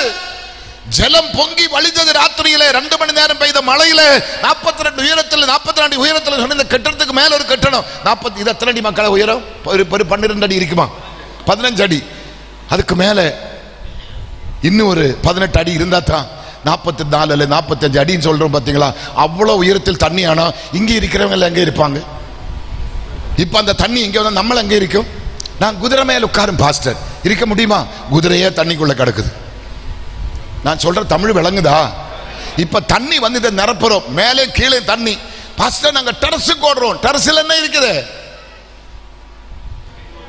பிரசங்கம் பண்ணணுமா வேண்டாவா? பாஸ்டர் நான் டெரஸுக்கு ஓடுறோம், மாடிக்கு ஓடுறோம். மாடியில் என்ன இருக்குது? இருக்குதா? எங்க போய் தப்பி நிப்ப? அடைக்கலத்துக்கு ஒரே ஒரு இடம் எங்க அப்பாவுடைய சட்டங்களின் நிழல் மட்டும்தான். அவர்களுக்கு அடைக்கலத்தை என்பது உனக்கு அவரால் நிறைவான ஆசீர்வாதம் இயேசு தருகிறார். ஆமென். போவாசின் காலடியிலே போய் விழுந்த ரூத்தை பார்த்து சொல்லுது, கர்த்தருக்கு ஸ்தோத்திரம், அவரிடத்தில் ஆசீர்வாதம் தேடி வந்த உனக்கு, அடைக்கலம் தேடி வந்த உனக்கு அவரால் நிறைவான ஆசீர்வாதம். இந்த இடத்தில் அடைக்கலம் தேடி வந்த உங்களை கர்த்தர் கைவிட மாட்டார். இந்த சத்தியம் கேட்க வந்த உங்களை கர்த்தர் கைவிட மாட்டார். இந்த சத்தியத்துக்கு வந்த நீங்கள் நிச்சயமா கைவிடப்பட மாட்டேன். என்ன சுனாமி வந்தாலும் கர்த்தர் உங்களை பாதுகாத்துக் கொள்ளுவார். எந்த கொரோனா வந்தாலும் கர்த்தர் உங்களை பாதுகாத்துக் கொள்ளுவார். வானமும் பூமி இடிந்தாலும் கர்த்தர் உங்களை பாதுகாத்துக் கொள்ளுவார். நம்பலாமா? நம்பலாமா? நம்பலாமா? ஏசப்பா செய்வாரா? அப்படி இந்த வார்த்தைகளை நோட் பண்ணி வைங்க. அது எவ்வளவு தெளிவாக சொல்ல, பூமியின் ஆமீன் கனிகள் மேலும் ஊற்றப்படும், அது அபியாம எரியும் என்று கர்த்தராகிய ஆண்டவர். இந்த தீயிலிருந்தும் எவனும் தப்பிக்க முடியாது. இந்த அக்கினின் எவனும் தப்பிக்க முடியாது. வேகமா வா மக்களே. மல்கியா 4:1 என்ன சொல்லுது? இதோ சூளையை போல எரிகிற நாள். வேகம் எடுத்து பண்ற 4 மல்கியா 4:1. நான் முதல்ல சொன்னி பைபிள் கீழே வைக்க கூடாது, மைக்கு கீழே வைக்க கூடாது. ஓகே, பிள்ளை தூங்கிட்ட பத்தியா? நான் பால் கொடுத்தோன்னே அவன் தூங்கிட்டான். விழிச்சு பாக்குறீடா, தூங்கடா சீக்கிரம். கர்த்தருக்கு ஸ்தோத்திரம். படிங்க சீக்கிரம். மல்கியா 4:1. இதோ சூளையை போல எரிகிற நாள் வரும். அப்பொழுது அகங்காரிகள் யாவர், தகப்பனை அடிக்கிற, மனைவி அடிக்கிற, புருஷனை அடிக்கிற, அம்மாவை அடிக்கிற அடங்கா பிராடி எந்த சத்தியம் கேட்டு மனம் திரும்பாமல் உள்ளத்தை கடினப்படுத்தி யூதாசை போல மறுபடியும் உள்ளத்தை கடினப்படுத்தி போகிறவன் தான் இவனை குறித்து சொல்லி பாருங்களேன். இதோ சூளையை போல் எரிகிற நாள் வருது. அப்பொழுது அகங்காரிகள் யாவரும் அக்கிரமம் செய்கிற யாவரும் துரும்பாயிருப்பார்கள். அந்த நாளில் நீ எவ்வளவு பெரிய கொம்பனா இருந்தாலும் என் கர்த்தருக்கு முன்னே அன்னைக்கு நீ துரும்பாயிருப்பாய். ஆமென். என் கர்த்தருக்கு முன்னே துரும்பா இருப்பாய். மனம் திரும்பு, பரலோக ராஜ்யம் சமீபமாக இருக்குது. படிமக்கள் அந்த வசனத்தை, அவர்களை வரப்போகிற அந்த நாள் அவர்களை சுட்டெரிக்கும். அது அவர்களுக்கு வேரையும் கொப்பையும் வைக்காமல் போகும் என்றார் சேனைகளின் கர்த்தர். நான் சொல்லல, யாரு சொல்ற? சேனைகளின் கர்த்தர். என்ன நாள் வரப்போகுது? என்ன நாள் வரப்போகுது? சூளையை போல எரிகிற நாள் வரப்போகுது. சூளையை போல எரிகிற நாள் வரப்போகுது. கேரளாவில் பாருங்க, இப்ப எல்லா இடத்திலுமே ஆமீன் கொடுமையான மழை, கொடுமையான தண்ணி, எல்லா டாமும் திறக்கப்படுது, மலையெல்லாம் சரியுது. பாருங்களேன், இப்போ இடுக்கி டாம் அல்ல, என்ன டாமு? முல்லைப்பெரியார் டாமு. அது ஏதாவது ஒன்று வந்தா 77 லட்சம் மக்கள் மாண்டு போக போகுது. அடக்கம் பண்ணது கூட கிடைக்காது, கல்லறையும் கூட கிடைக்காது. 77 லட்சம் மக்கள் கையில் உயிரை வைத்துக்கொண்டு காத்திருக்கிறாங்க. எந்த நேரம் முல்லைப்பெரியார் வெடிக்கும்? ஆமென். எத்தனை டாம் இருக்குது. முல்லைப்பெரியார் தண்ணி திறந்து விட்டு எங்க போகுது? இடுக்கி டாமுக்கு போகுது. இடுக்கி டாமில் பல தடவை நான் போயிருக்கிறேன். அங்க மீட்டிங், அந்த பெரிய கிரவுண்டில் மீட்டிங், பல நாட்கள் குரூசைட் நடத்தி இருக்கிறோம். அந்த இடத்துல போய் பாருங்க, இந்த தண்ணியில் அங்க போய் சேருது. அது எவ்வளவு நாள் பாதுகாக்க முடியும்? இந்த டாமுகள் ஒன்றும் இதை கட்டி காக்க முடியாது. எல்லாம் ஓப்பனாக போகுது. எல்லா மனுஷனோட புத்தியும் அபத்தமாக போகுது. எல்லா மனுஷனோட பணமும் ஒன்றும் செய்ய முடியாத ஒரு சூழ்நிலைக்கு வரப்போகுது. இன்னும் பாருங்க, குறுகிய நாட்களுக்குள்ள உங்க கையில் பணம் இருக்கும், ஆனா ஒரு பன் உங்களுக்கு வாங்கி சாப்பிட கிடைக்காது. ஒரு டம்ளர் தண்ணி வாங்கி குடிக்கிறதுக்கு தண்ணி கிடைக்காது. ஆமீன் சொல்லுங்களேன். தண்ணி கிடைக்காது. கர்த்தருக்கு ஸ்தோத்திரம். ஒண்ணுமே கிடைக்காத நாள் சீக்கிரமா வரப்போகுது.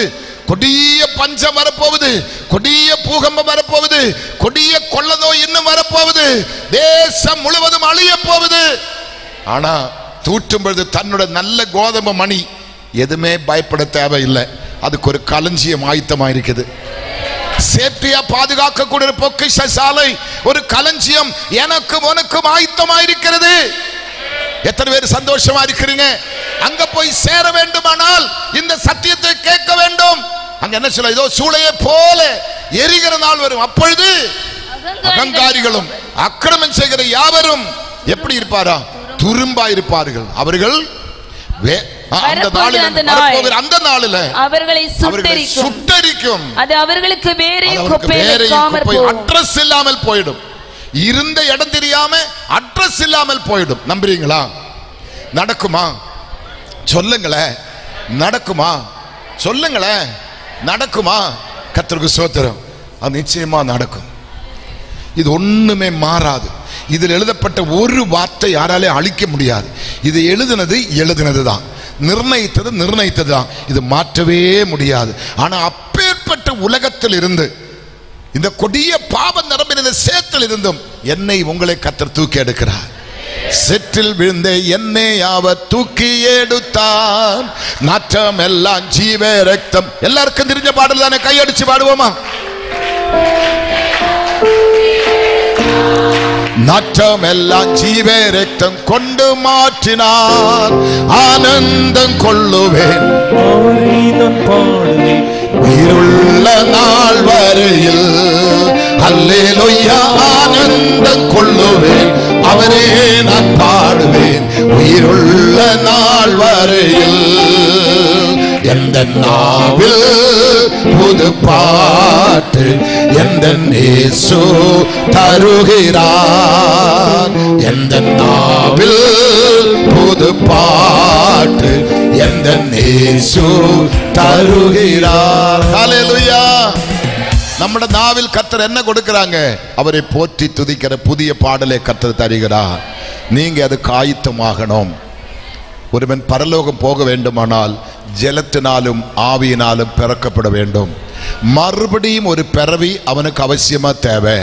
நிக்கோதேமே இயேசுவை பார்த்து கேட்கிறான், நான் இவ்வளோ பெரிய மனுஷன், மறுபடியும் எங்கள் அம்மா வயிற்றிலே போய் நான் பிறக்க முடியுமா? இல்லை, நீ இயேசு கிறிஸ்துவை சொந்த ரட்சகராக ஏற்று உன் பாவத்தை அறிக்கை செய்து, இயேசுவே நீ மெய்யான தேவன், எனக்காக சிலுவையில் மரித்தீங்க, உம்முடைய ஒவ்வொரு சுற்றத்தை எனக்காக தான், நான் உண்மை நம்புகிறேன், உண்மை ஏற்றுக்கொள்ளுகிறேன், என்னை ஏற்றுக்கொள்ளு, நான் பாவியான மனிதன் என்று சொல்லி உன் பாவத்தை அறிக்கை செய்யும் பொழுது, அதை விட்டு விடும் பொழுது இயேசு உள்ள வருகிறார்.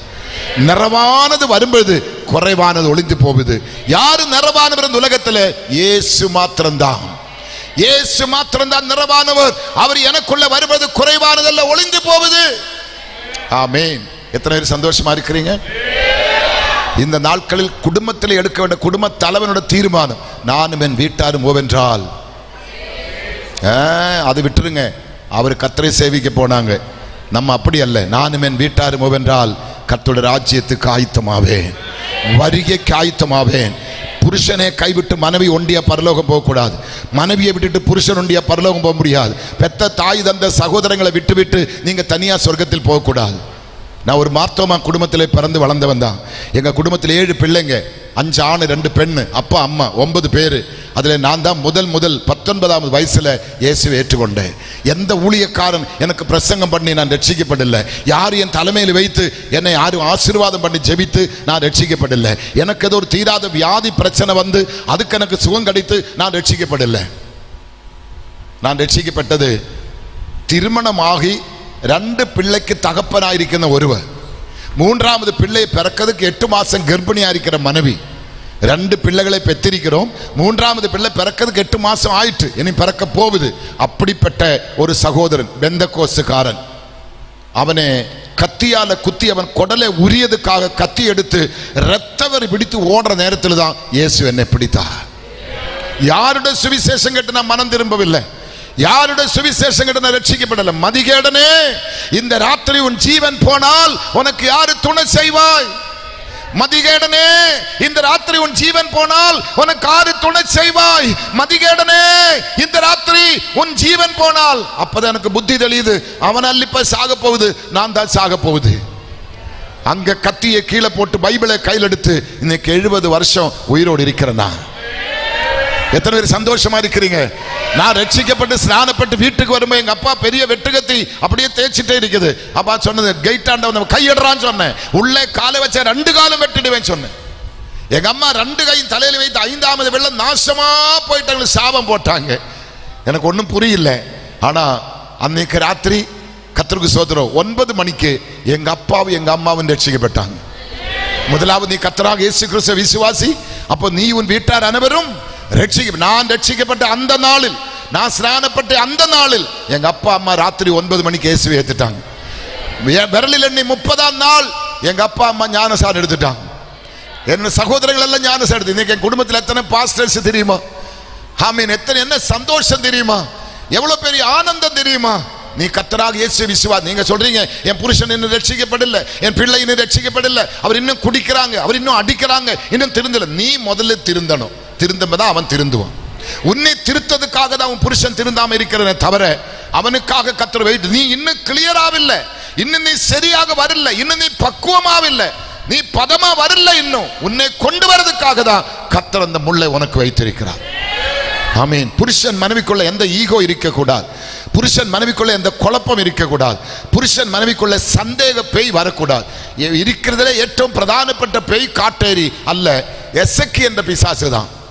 அதை கூட நான் துரத்தி இருக்கிறேன். ஆனா இந்த சந்தேக பேய் என்னால் என்ன பண்ண முடியாது, துரத்த முடியாது. எக்காரணத்தாலும் கணவன் மனைவிக்குள்ள சந்தேகம் இருக்கக்கூடாது. சந்தேகம் வந்தா உன் குடும்பம் இடிய போகுது, குடும்பம் அழிய போகுது, நிலநிற்க முடியவே முடியாது. ஆமென். ஆனபடி அதுக்கு நீங்க இடம் கொடுக்கும். புருஷன் மனைவியை நம்பணும், மனைவி புருஷனை நம்பணும், பெற்றோர்கள் பிள்ளைகளை நம்பணும், பிள்ளைகள் பெற்றோரை நம்பணும். குடும்பம் குட்டி பரலோகமா இருக்கும். கஷ்டம், பட்டினி, தரித்திரம், வியாதி, துன்பம், நிந்தனை, மரணம் எல்லாம் நம்ம குடும்பத்தில் வரும். ஆனா கிறிஸ்துவின் அன்பை விட்டு நம்ம என்ன பண்ண முடியாது, ஒன்றும் நம்ம பிரிக்க முடியாது. கிறிஸ்துவின் அன்பினால கட்டப்பட்ட குடும்பம், கிறிஸ்துவின் அன்பினால காக்கப்பட்ட குடும்பம், கிறிஸ்துவின் அன்பினால வேலி அடைக்கப்பட்ட குடும்பமாக உங்களோட குடும்பத்தை நீங்க மாற்றணும். குடும்பத்தை நீங்க மாற்றணும். எத்தனை பேர் விசுவாசிக்கிறீங்க? குடும்பத்தை மாற்றணும். புருஷனுக்கு தெரியாம எந்த ஒரு காரியம் உன் வாழ்க்கையில் இருக்கக்கூடாது, மனைவிக்கு தெரியாத எந்த ஒரு காரியம் உங்களோட வாழ்க்கையில் இருக்கக்கூடாது. அப்படி நீங்க செய்கிறது உண்டானால் நீங்க தான் பாக்கியவான்கள். நீங்க செய்வதெல்லாம் வாய்க்கும். உங்க குடும்பம் ஆசீர்வதிக்கப்படும், உங்க குடும்பம் சந்தோஷமா இருக்கும், உங்க குடும்பம் செழிக்கும். நீ எதெடுத்தாலும் உனக்கு அது ஆசீர்வாதமா மாறும். ஏசப்பா செய்வாரா? சொல்லுங்களேன்.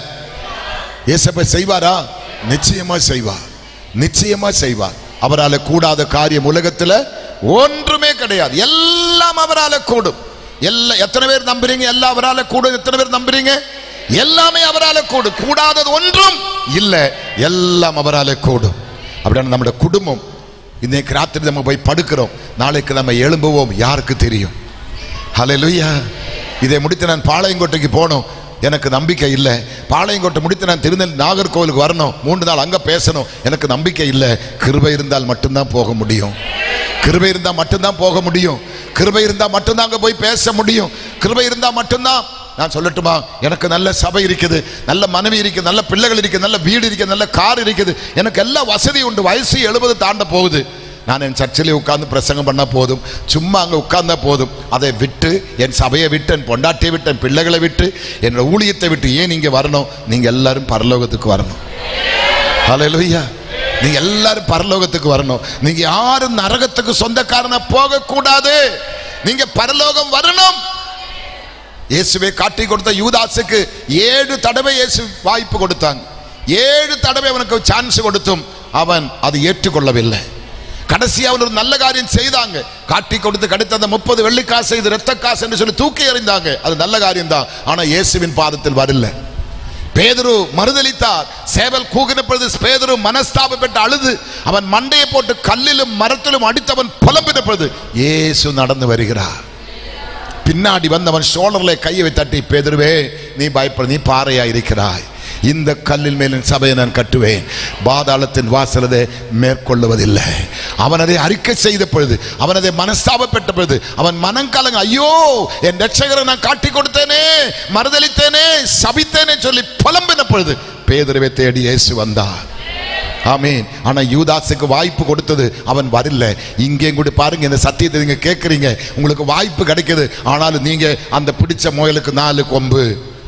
எங்களோட சபை தான் உண்மையான சபை, எங்களுடைய ஆட்கள் தான் பெரிய ஆட்கள், அது ஆண்டவர் தானே, அதுவும் ஆராதனை தானே, அங்கதான் சொல்லி நீ போனா நீ அக்கடி கட்டுவனே போ. என் கடமை நான் உனக்கு சொல்றேன்.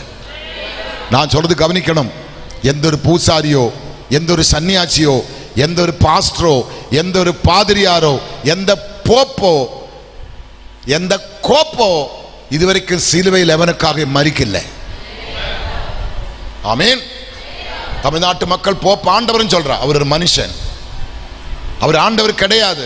ஆண்டவர் சொல்லதுக்கு ஆண்டு கொண்டிருக்கிற ஒருவருக்கு மட்டும்தான் சொல்ல முடியும். என்னை உங்களை ஆளுகிற ஒரே ஒருவர் தான். என் காலு கல்லில் இடராதபடி தூதலுக்கு கட்டளை கொடுக்கிற ஒரே ஒருவர் தான். என் போக்கையும் வரத்தையும் பாதுகாத்து ஆசீர்வதிக்கிற ஒரே ஒருவர் தான்.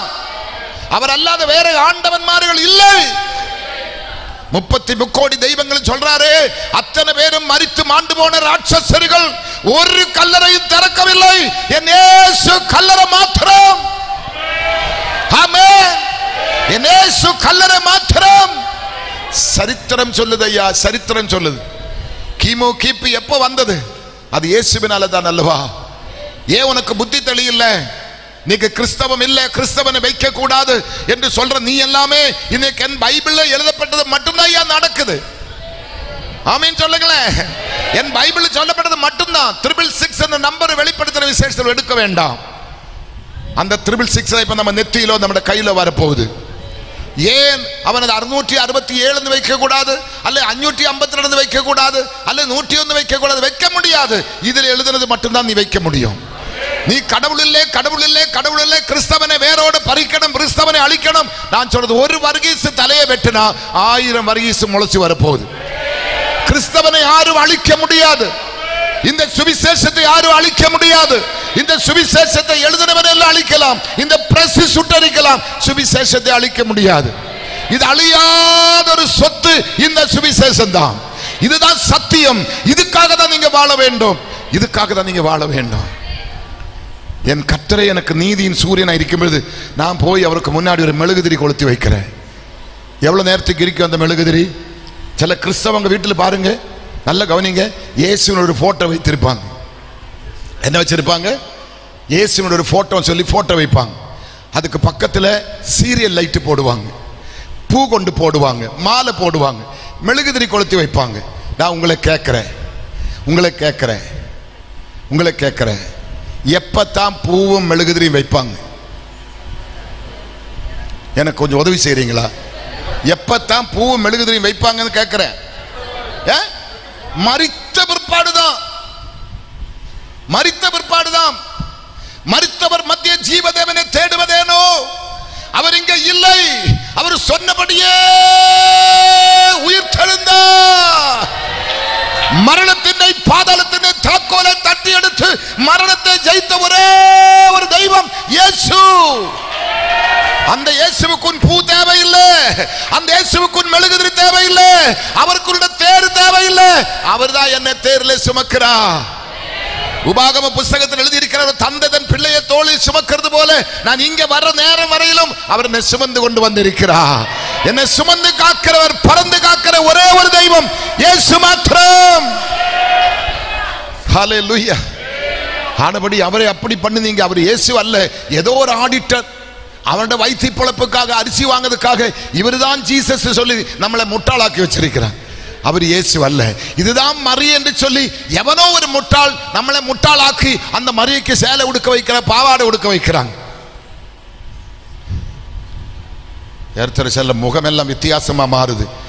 கர்த்தர் என் மேல் உங்க இரத்த பலி கேட்க கூடாது.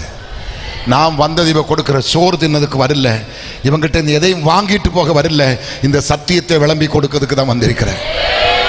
இதுக்கு தான் தெய்வம் என்னை மறுபடியும் என்னை உயிரோட வைத்திருக்கிறார். இது நான் சொல்லாம போக கூடாது. மகனே மகளேன்னு கூப்பிடுறதுக்கு நான் வரல, உங்களுக்கு நல்லொரு வழிகாட்டுறதுக்காக வந்திருக்கிறேன். இதுதான் சத்தியம். இதுக்கு மேல ஒரு சத்தியம் இல்லை. நான் எந்த சமுதாயத்தையும் கொச்சப்படுத்த வரல, எந்த ஜாதிகளையும் எந்த கோத்திரத்தையும் கொச்சப்படுத்த. உனக்கு ஒரு வழி வேணுமா? அது இயேசு மாத்திரம்தான். பரலோகம் போகணுமா? இயேசு மாத்திரம்தான். அப்படியானா மரித்தவர்களுக்கு ஈடாக அதை கொண்டு வைக்க. மரியோட போட்டோ வைங்க, யோசேப்பு போட்டோ வைங்க, 33 கோடி தெய்வங்களோட போட்டோ வைத்து கும்பிடுங்க, வேண்டாம் சொல்லல. அவங்க எல்லாம் மரித்து போனவங்க தான். ஆனா உயிரோடு இருக்கிற இயேசுவுக்கு ஒரு போட்டோ இல்லை. அங்க படமும் கிடையாது, மாலையும் கிடையாது, பூவும் கிடையாது, ஒன்றும் தேவையில்லை. ஹல்லேலூயா.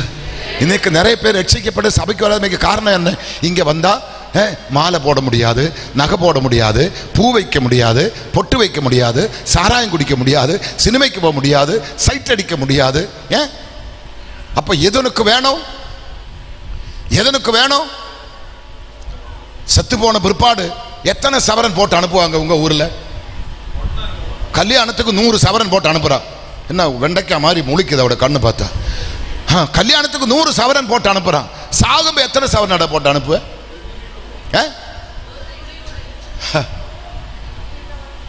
பாதராத்திரிக்கு வந்து கழுத்தை நெரித்து உன் சவரன் நிலை நீ வாங்கிட்டு போக வேண்டியதானே? வர முடியுமா? கட்டின தாலி கயிறாவது கொடுறா, தருவாரா? தாலியே கலத்திடுவாங்க, ஒன்னும் கிடைக்காது. ஹல்லேலூயா. உன் வெள்ளியோ பொண்ணோ ஒன்னும் உன்னை வீண்டெடுக்க முடியாது. வெள்ளி கொடுத்து பொண்ணு கொடுத்து வாங்க வரல, ஜீவனே கொடுத்து வாங்க வந்திருக்கிறார் இயேசு. அநேக தெய்வங்கள் இன்னைக்கு சில குடும்பங்களுக்கு போய் உங்களோட சனி மாறணுமா, தோஷம் மாறணுமா, நீங்க செய்வதெல்லாம் நடக்கணுமா, உன் பிள்ளைகள் ஒருத்தனை பலியா கொடு, அந்த ரத்தத்தை எனக்கு கொடு, இல்ல ஒரு கோழியாக அறுத்தனுக்கு ரத்தத்தை கொடு, ஏதாவது ஒன்று அறுத்தனுக்கு ரத்தம் கொடு. இப்படி ரத்தம் குடிக்கிறதுக்கு தான் அநேகர் வராங்க. ஆனா புத்தி உள்ளவர்கள் புரிந்து கொள்ள வேண்டும், என் இயேசு ரத்தம் குடிக்க வரல, ரத்தத்தை கொடுக்க வந்தவர் இயேசுதான். ஹல்லேலூயா. கடைசி சொட்டு ரத்தமும் என் இயேசு என் இயேசு என் இயேசு எனக்காக சிந்தினா. அவர் ரத்தம் குடிக்க வந்த தெய்வம் அல்ல. ஹல்லேலூயா. எத்தனை இடத்தில் இப்ப நரபலி நடக்குது. சொந்த பெத்த பிள்ளைகளை ஐஸ்வர்யம் வேணும் என்று சொல்லி கள்ளர்கள் வந்து இன்னைக்கு எத்தனை பிள்ளைகளை கொன்று குவிக்கிறார்களே. அந்த அப்பாவிகள் எல்லாம் மனம் திரும்பட்டும், அந்த மூட நம்பிக்கை மாறட்டும், அந்த காரியங்கள் எல்லாம் அதமாக்கப்படட்டும்.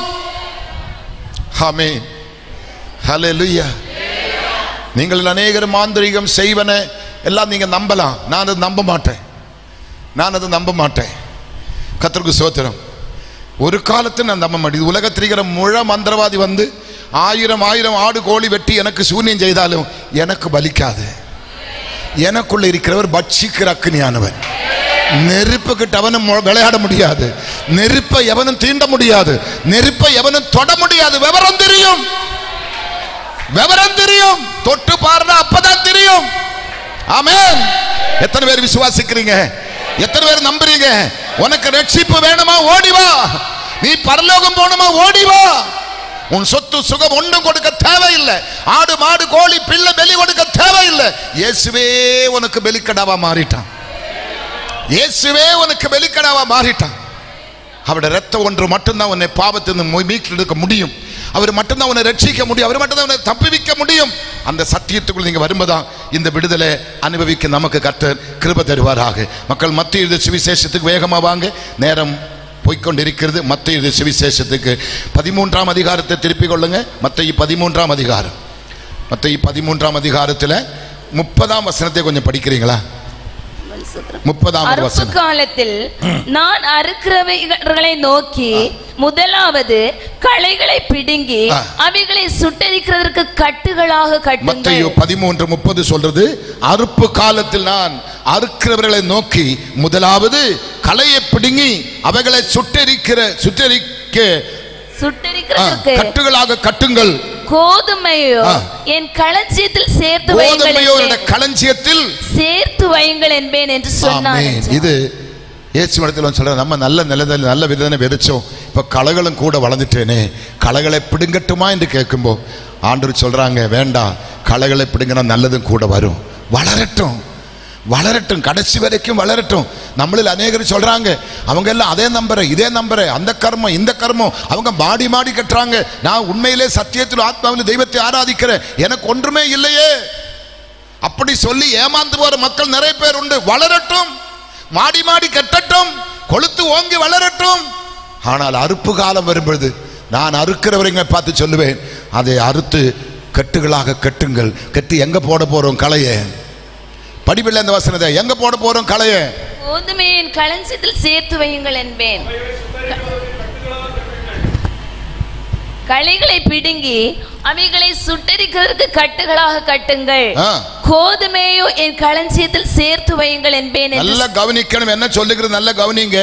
அறுப்பு காலத்தில் நான் அறுக்கிறவர்களை நோக்கி முதலாவது களைகளை பிடுங்கி அவைகளை கட்டுகிறதுக்கு சுட்டெரிக்கிறதுக்கு கட்டுகளாக கட்டுங்கள். கோதுமை அந்த நாட்கள் நெருங்கி விட்டது. ஆனா தப்பி இருக்கிற கோதுமையோ களஞ்சியத்திலே சேர்த்து வைப்பார். நீங்க களைகளா இருக்கிறீங்களா, கோதுமை மணியா இருக்கிறீங்களா? சொல்லுங்களேன். பாஸ்டர், நாளைக்கு ராத்திரி ஒரு 12 மணி ராகு காலம் முடிச்சிட்டு வாங்க, நான் யோசித்து சொல்றேன், பணிக்கிற கேட்டு சொல்றேன். ஆமீன். இப்போ உனக்கு தைரியம் இருக்குதா? நீ களையா, நீ நல்ல கோதுமை மணியா? சொல்லுங்க. களையா இருக்கிறவங்க அல்லையே சொல்லுங்க. இல்ல, எல்லாரும் பொய் சொல்லக்கூடாது. எல்லாரும் நல்ல மணின்னு சொல்லிதான் அமைதியா இருக்கிறீங்க. ரொம்ப சந்தோஷம். அப்படியே வாங்க. அதனுடைய 41 43 வசனங்கள் என்ன சொல்றது பாருங்க. மனுஷகுமாரன் தம்முடைய தூதர்களை அனுப்புவார். அவர்கள் அவருடைய ராஜ்யத்தில் இருக்கிற சகல இடர்களையும் அக்கிரமம் செய்கிறவர்களையும் சேர்த்து அவர்களை அக்கினி சூளையிலே போடுவார்கள். அங்கே அழுகையும் பற்களிப்பும் உண்டாயிருக்கும். அப்பொழுது 43ஆம் வசனத்தை எல்லாரும் கவனிங்க. 43ஆம் வசனம். சிலர் சொல்லுவாங்க, நான் ரட்சிக்கப்பட்ட நிமித்தமாக எங்க அப்பா எனக்கு எந்த சொத்தும் தரல, என்னை குடும்பத்தை விட்டு இறக்கி விட்டுட்டாங்க, நான் அனாதையா வெளி வந்தோம். அப்படி வந்த ஒருத்தரும் இன்னைக்கு பூமியில் அனாதையா இல்லை.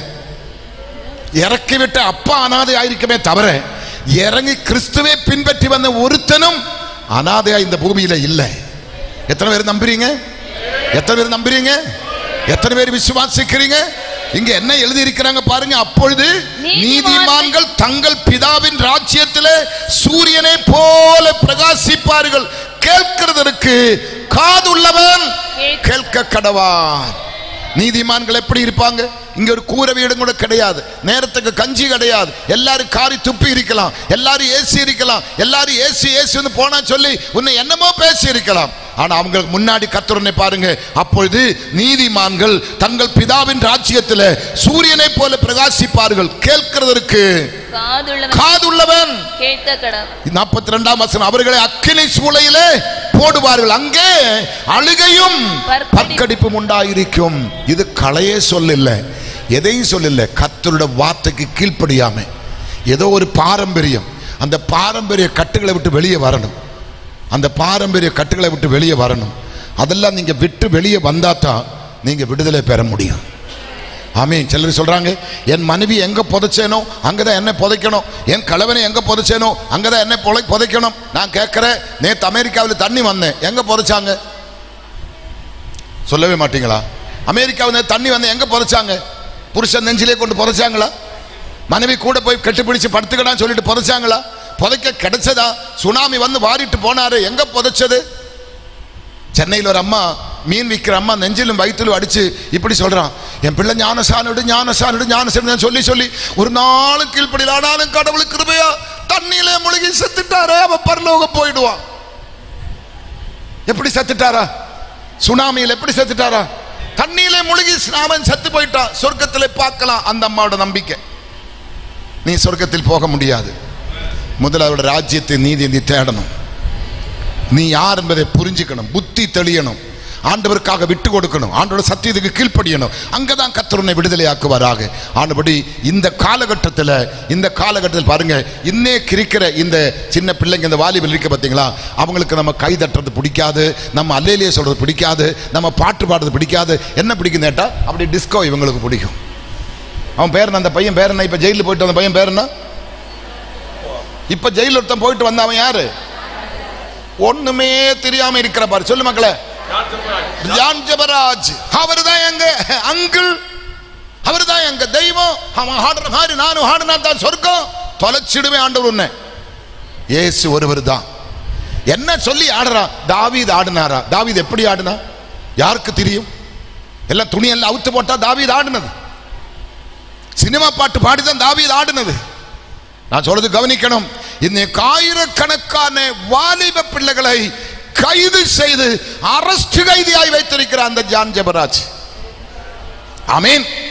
அவனுக்காக வக்காலத்து பேசுறதுக்கும், அவனே தப்புவிக்கிறதுக்கும், அவனுக்கு பணம் செலவழிக்கிறதுக்கு எத்தனை பேர் பின்னாடி போறாங்க. நோ, அவன் மனம் திரும்பதுக்காக நீங்க ஜெபம் பண்ணணும். அவன் மனம் திரும்பதுக்காக நீங்க ஜெபம் பண்ணணும். என் ஆண்டவருடைய மேடையை கூத்து மேடையா மாற்றக்கூடாது.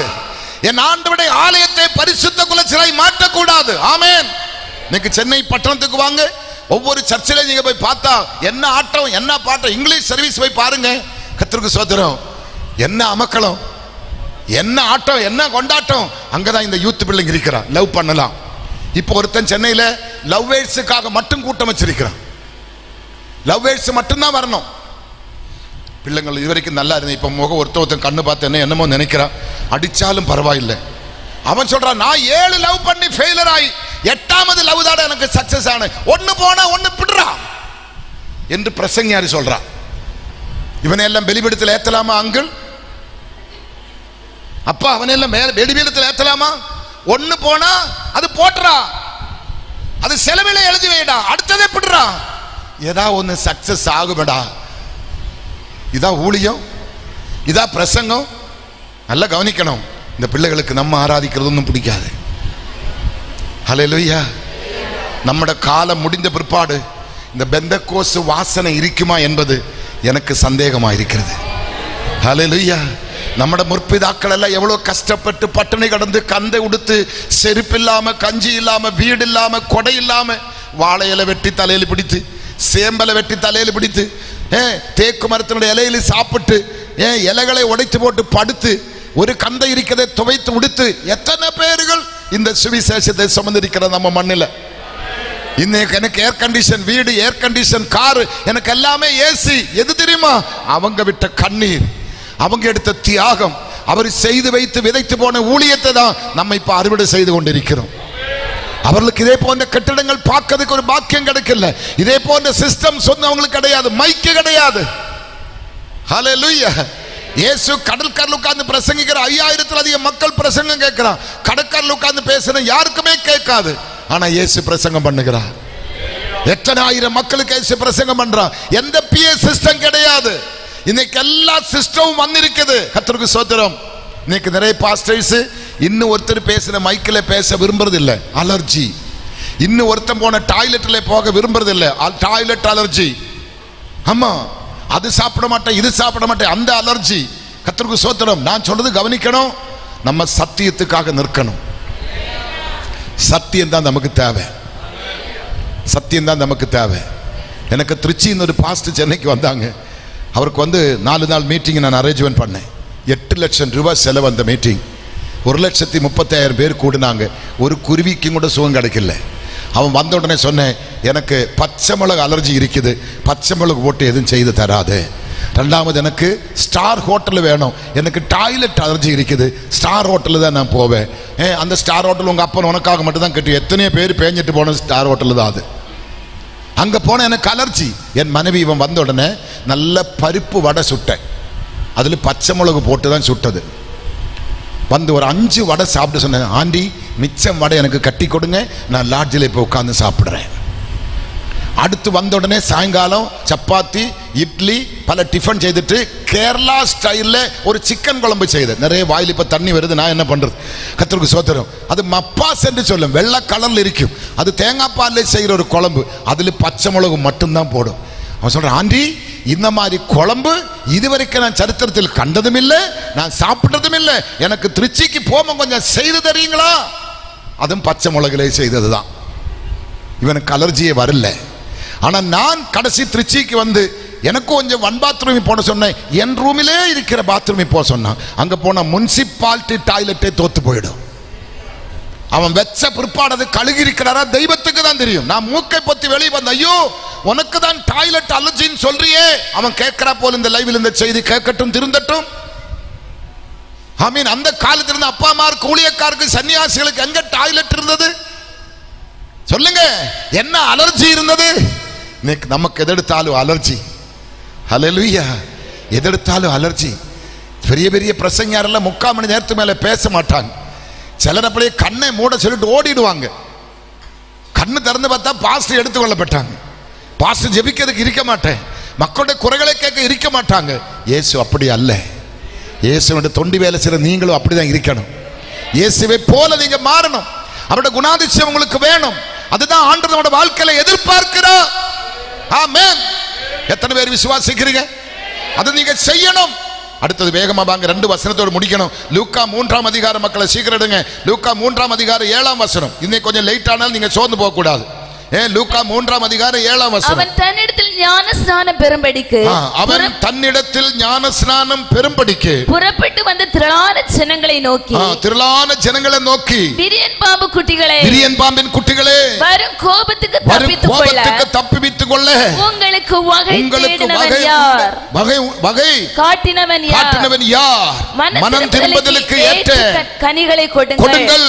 ஆபிரகாம் எங்களுக்கு தகப்பன் என்று, ஆபிரகாம் எங்களுக்கு தகப்பன் என்று உங்களுக்குள்ளே சொல்ல தொடங்காதிருங்கள். தேவன் இந்த கல்லுகளினாலே ஆபிரகாமுக்கு பிள்ளைகளை உண்டு பண்ண வல்லவராய் இருக்கிறார் என்று உங்களுக்கு சொல்லுகிறேன். ஆமென். இப்பொழுதோ கோடாலியானது மரத்தின் வேறு அருகே வைத்திருக்கிறது. ஆகையால் நல்ல கனி கொடாத மரங்கள் எல்லாம் வெட்டுண்டு அக்னியிலே போடப்படும் என்றார். போடப்படும் என்று சொல்றாங்க.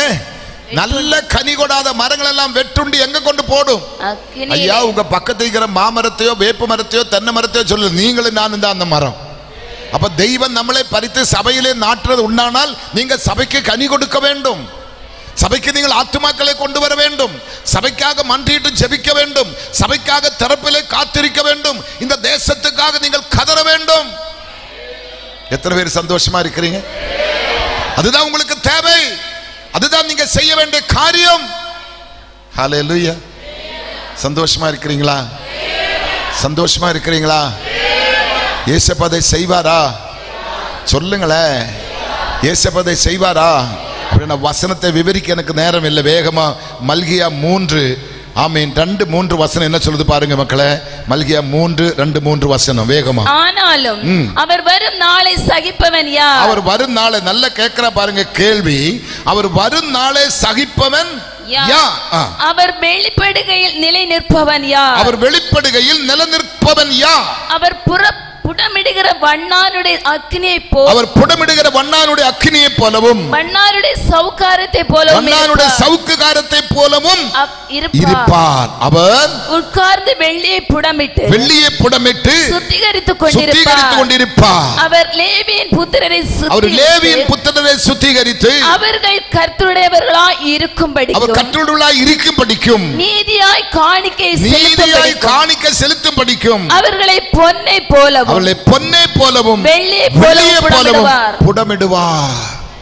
நமக்கு வருகிற வியாதி, கஷ்டம், நிந்தனை, தோல்விகள் எல்லாம் அவர் நம்மளை புடமிடுகிறார். நல்ல கனி கொடுக்கிறதுக்காக தெய்வம் நம்மளை என்ன செய்யறாங்க? நல்ல காணிக்கை கொடுக்கிறதுக்காக, நல்ல கனி கொடுக்கிறதுக்காக தெய்வம் நம்மை புடமிடுகிறார். எத்தனை பேர் தேவனுடைய சிட்சை அற்பமாக என்ன பண்ணக்கூடாது? நினைக்க கூடாது. தேவனுடைய சிட்சை அனுபவியாத பிள்ளைகள் வேசியின் பிள்ளைகள் என்றுதான் பைபிள் நம்ம கற்றுக் கொடுக்கிறது. சிட்சை அனுபவிக்கிற மக்கள் தான் பாக்கியவான்கள். கிறிஸ்தவ வாழ்க்கை சுகசு வாழ்க்கை அல்ல, பாடுகள் நிரம்பின வாழ்க்கை, கல்லேறுகள் உள்ள வாழ்க்கை, முள்ளுகளிலூടെ நடக்கிற வாழ்க்கை, துன்பங்களும் நிந்தனைகளும் அவமானங்களும் சகிக்கிற வாழ்க்கை தான் இந்த கிறிஸ்தவ வாழ்க்கை. மல்கியா 4:2 என்ன சொல்றது? முடிக்க போற. மல்கியா 4:2 என்ன சொல்றது? ஆனாலும் என் நாமத்துக்கு பயந்திருக்கிற, இன்னைக்கு இந்த சத்தியம் 3 நாட்களா கேட்டுக்கொண்டு இருக்கிறீங்க. எத்தனையோ நாட்களா கேட்டுக்கொண்டு இருக்கிற நீங்கள் கேட்க வேண்டியது, ஆனால் என் நாமத்துக்கு பயந்திருக்கிற உங்கள் மேல் நீதியின் சூரியன் உதிக்கும், அதன் சட்டைகளின் கீழே ஆரோக்கியம் இருக்கும். நீங்கள் வெளியே புறப்பட்டு போய் கொழுத்த கன்றுகளைப் போல வளருவீர்கள். யாரு யாரு யாரு வெளியே புறப்பட்டு போய் கொழுத்த கன்று? அதே வசனத்தில் இருக்குது பாத்தீங்களா? ஆனாலும் என் நாமத்துக்கு பயந்திருக்கிற உங்கள் மேல். அப்ப எதுக்கு பயப்படணும்? மனுஷனுக்கு பயப்படணுமா? சமுதாயத்துக்கு பயப்படணுமா? மற்றவங்களுக்கு பயப்படணும்? இல்ல. யாருக்கு பயப்படணும்? யாருக்கு பயப்படணும்? குழந்தைங்க காலமே ஒரு பாட்டு பாடினாங்க, இருக்கிறது ஒரு வாழ்க்கை தான். அந்த வாழ்க்கை யாருக்காக? எத்தனை பேருக்கு அந்த பாட்டு புரியும் தெரியல. எனக்கு அது ரொம்ப என்ன தொடப்பட்டது. பொடிங்க தாய்ப்பாலும் நாத்தம் இன்னும் மாறாத்த அந்த பிஞ்சுங்க பாடுறான், இருக்கிறது ஒரு வாழ்க்கையாப்பா. அது யாருக்காக? இயேசுவுக்காக. அப்ப நம்ம வாழுகிறது நமக்காக வாழக்கூடாது. யாருக்காக வாழணும்?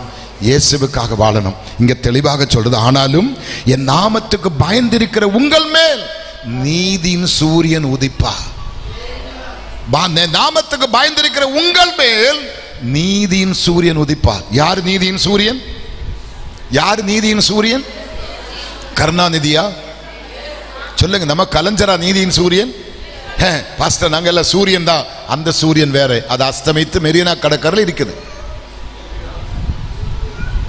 அடுத்தது இப்ப அஸ்தமிக்கிற மாதிரி தெரியுது. அதல்ல உனக்கு சூரியன், இதுதான் உனக்கு சூரியன். இது என்ன சூரியன்? நல்ல கவனிங்க. ஆனாலும் என் நாமத்துக்கு பயந்திருக்கிற உங்கள் மேல் நீதியின் சூரியன் உதிக்கும், அதன் சட்டைகளின் கீழே ஆரோக்கியம் இருக்கும். நீங்கள் வெளியே புறப்பட்டு போய் கொழுத்த கன்றுகளைப் போல வளருவீர்கள். ஒரு ஆமீன் சொல்லலாமா? அப்ப இந்த சத்தியம் உங்களை பலப்படுத்துறது. இந்த சத்தியம் உங்களுக்கு ஒரு புது நம்பிக்கை உண்டாக்குறது. உங்களோட கண்கள் திறக்கப்படுது, உங்களோட காதுகள் திறக்கப்படுது.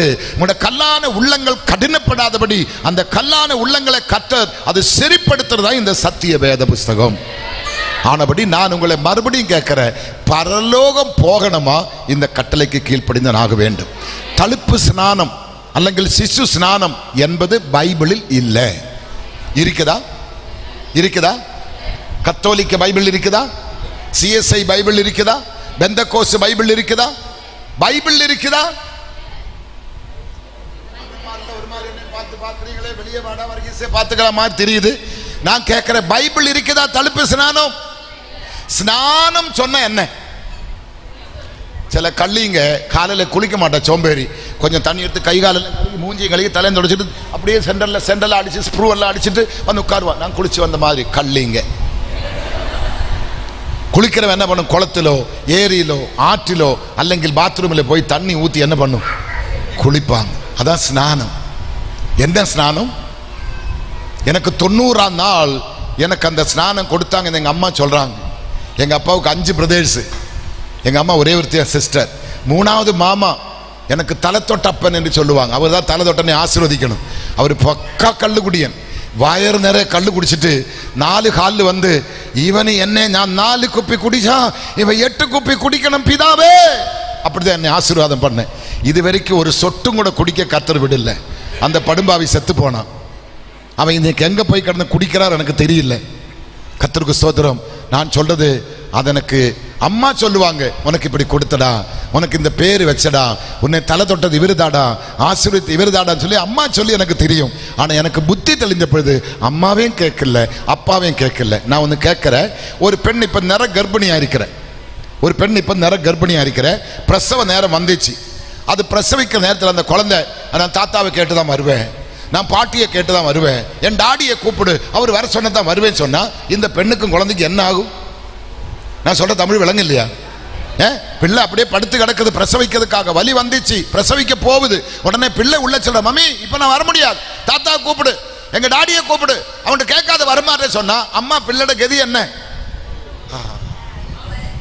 என்னடா 2 அவுட்டு. ஆமே, 2மே அவுட்டு. அப்படியானா நீங்க ரட்சிக்கப்பட, நீங்க கிறிஸ்துவுக்குள்ள பிறக்க வேற யாரையும் போய் கேட்க வேண்டிய அவசியமே இல்லை. ஹல்லேலூயா. வேற யாரையும் போய் கேட்க வேண்டிய அவசியமே இல்லை.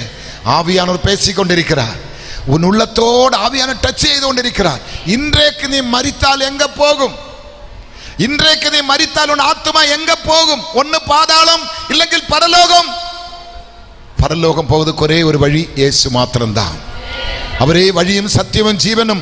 அவர்களுடைய மட்டும்தான் பரலோகம் போக முடியும். ஒருவன் ஜலத்தினாலே பிறக்கணும். ஆவி யோவான் சொல்லுகிறான், நான் உங்களுக்கு ஜலத்தினால ஸ்நானம் கொடுக்கிறேன், எனக்கு பின்னாடி ஒருத்தர் வராங்க, அவருடைய செருப்பை சுமக்கிறதுக்கு எனக்கு என்ன இல்லை, யோக்கியதை இல்லை. அவர் உங்களுக்கு அக்கினினாலும் பரிசுத்த ஆவியினாலும் ஞான ஸ்நானம் கொடுப்பா. தண்ணீரிலும் பிறக்கணும், ஆவியிலும் பிறக்கணும். அவன் தான் கிறிஸ்தவன். ஆவி இல்லாதவன் கிறிஸ்தவன் அல்ல. தழுப்பு ஸ்நானம் என்பது பைபிள்ல இல்ல. கொடுக்கிறவனும் முட்டாள், எடுக்கிறவனும் முட்டாள். புத்தி இல்லாத கலாத்தியனே, நீ மனம் திரும்பு. நீயும் கட்ட அவனும் கட்ட, உன்னால நான் கட்ட என்னால நீ கட்ட சொல்ற மாதிரி போறவனே விட மாட்ட, நீயும் போற மாட்ட. புத்தி இல்லாத கலாத்தியனே, நீ மனம் திரும்பு. மக்களை நாசம் பண்ணாது. நான் சொல்றது கேளுங்க, எல்லா ஐயர்களுக்கும் எல்லா போப்புமாருக்கும் எல்லா விஷயங்களுக்கும் இந்த சத்தியம் தெரியும். சத்தியம் தெரியாத யாருமே இல்லை. ஆனா அந்த சத்தியத்தை மக்களுக்கு என்ன பண்ண மாட்டாங்க? சொல்லி கொடுக்க மாட்டாங்க, போதிக்க மாட்டாங்க. மக்களோட கண்ணை கட்டி அப்படியே அடிமை கைதிகளை வச்சிருக்கிறாங்க. பாதாளத்துக்கு இழுத்து கொண்டு போய் கொண்டிருக்கிறார். குருடனுக்கு வழிகாட்டுகிறது போல பாதாளத்துக்கு இழுக்கிறார். கோடி கோடி மக்கள் அவங்களெல்லாம் மனம் திரும்பணுமே. ஹல்லேலூயா. அவங்க எல்லாம் மனம் திரும்பணுமே. சென்னைக்கு வாங்க, எத்தனை கன்னியா ஸ்திரீகள் இன்னைக்கு சத்தியத்திலும் ஆத்மாவிலும் அங்கி போட்டு தெய்வத்தை ஆராதிக்கிறார். போப்புக்கு வரைக்கும் ரோமிலே போய் சுவிசேஷம் பெண்ணு தாம்பரத்தில் இருக்குது, படப்பையில் இருக்குது. போப்புக்கு போய் ரோமிலே சுவிசேஷம் அறிவிச்சு வந்திருக்கிறாங்க. இதுதான் சத்தியம் போப்பே, நீ மனம் திரும்ப சொல்லி வந்த பெண்ணு படப்பை தாம்பரம் பக்கம் படப்பையில் இருக்குது. உலகத்தை கலக்கி கொண்டு வருகிறார் கன்னியா ஸ்திரீகள். இந்த கன்னியா ஸ்திரீகள் அல்ல, இயேசுவின் மனவாட்டிகளாக இருக்கிறார். அங்கி அவங்க எடுக்கல, அங்கி அவங்க எடுக்கல. எடுக்க வந்தாலும் நாங்கள் எடுக்க வேண்டாம் தான் சொல்றேன். நீ அதிலே நின்று பேசு, அதிலே நின்று பேசு. அங்கியில் அல்ல நமக்கு ரட்சிப்பு இருக்குது. ஒருத்தன் எரிகோவிலிருந்தும் எருசலேமுக்கு போனார், கள்ளர் கையில் அகப்பட்டார். அவன் குற்றூராய் கிடக்கும் பொழுது ஒரு ஆசாரியன் வந்தது. அவனுக்கு அங்கி உண்டு, காசாவடி உண்டு, கிரீடம் உண்டு, பட்டம் உண்டு, பதவி உண்டு. அவன் இவனை பார்த்து விலகி போனான். அடுத்து வந்தது ஒரு புரோகிதன், அவனும் வந்து பார்த்து, லேவியன் அவனும் பார்த்து விலகி போனான்.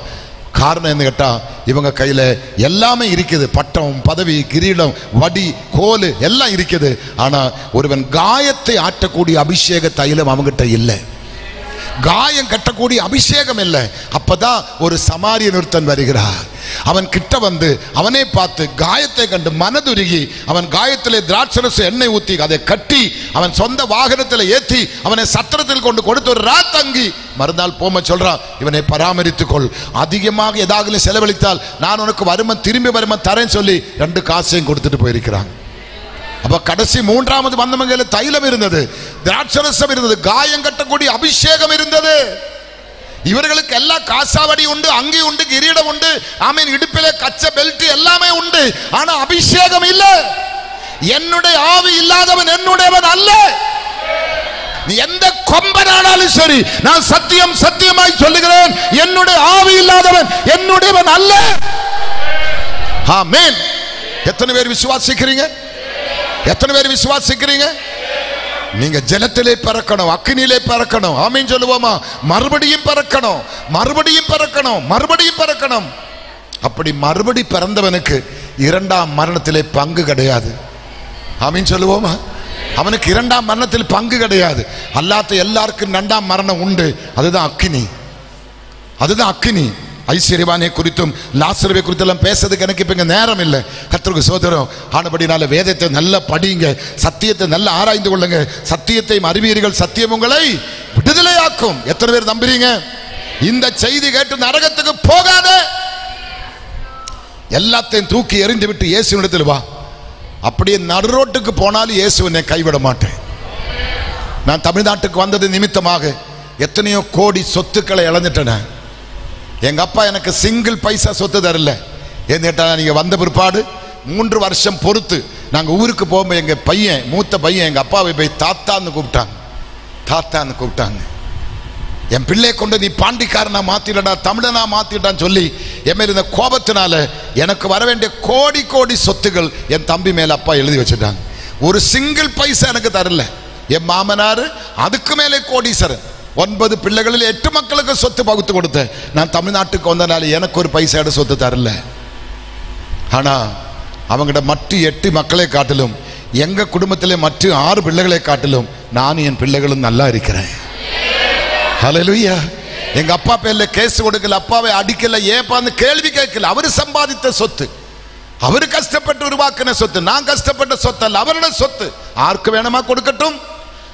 ஆனால் அந்த சொத்து பங்கிட்டு வாங்கினவனுக்கு ஒருவனுக்கு இன்னைக்கு நிம்மதி கிடையாது, ஒருத்தனும் அதை அனுபவிக்க முடியாது. ஆமென். நாங்க இன்னைக்கு நல்ல சந்தோஷமா இருக்கிறேன். அவங்களுக்கெல்லாம் போய் உதவி செய்யற மாதிரி கட்டடங்களை மாற்றி வைத்து இருக்கிறார். ஒருவன் கூலியம் செய்தால் பிதாவாகிய தேவன் அவனை கனம் பண்ணுவாராக. கர்த்தருடைய சமூகத்தில் அதுக்காக நீங்க அர்ப்பணம் செய்யுங்க, அதுக்காக விட்டு கொடுங்க. குடும்பமாய் உட்கார்ந்து பேசுங்க, மனம் திறந்து புருஷன் மனைவி பேசுங்க, பிள்ளைகளோட அன்பாய் பேசுங்க. மனைவி புருஷனுக்குள்ள எந்த கசப்புகள், வைராக்கியங்கள், விரோதங்களை வைக்காதுங்க. கசப்போட படுக்காதுங்க. யாரு மேலும் விரோதம், யாரு மேலும் கசப்பு வைக்காதுங்க. எல்லாரையும் நேசிங்க, எல்லாரையும் நேசிங்க, அன்பு செலுத்துங்க. அன்பே பிரதானமாக இருக்கிறது. அன்புள்ள மக்களாய் மாறுங்க. நம்முடைய சபை அன்புள்ள மக்களாய் இருக்கட்டும். இதுக்குள்ள எந்த ஏற்ற தாழ்வு இருக்கக்கூடாது. படித்தவன் படியாதவன், உயர்ந்தவன் தாழ்ந்தவன், எந்த வித்தியாசம் நம்ம சபைக்குள்ள இருக்கக்கூடாது. நம்ம எல்லாம் இயேசுவின் பிள்ளைகளாய் இருக்கிறார். நம்ம எல்லாம் இயேசுவின் பிள்ளைகளாய் இருக்கிறார். இயேசு அற்புதத்தை செய்வாரா? சொல்லுங்களேன். விடுதலை தருவாரா? பரலோகம் போக கர்த்தர் உதவி செய்வாரா? உங்களுக்கு அற்புதம் நடக்குமா? சொல்லுங்க. இங்க ஒரு பிள்ளை அங்க முன்னாடி உட்கார்ந்து சாட்சி இன்னைக்கு கொடுக்கணும்னு சொல்லியிருந்தேன்.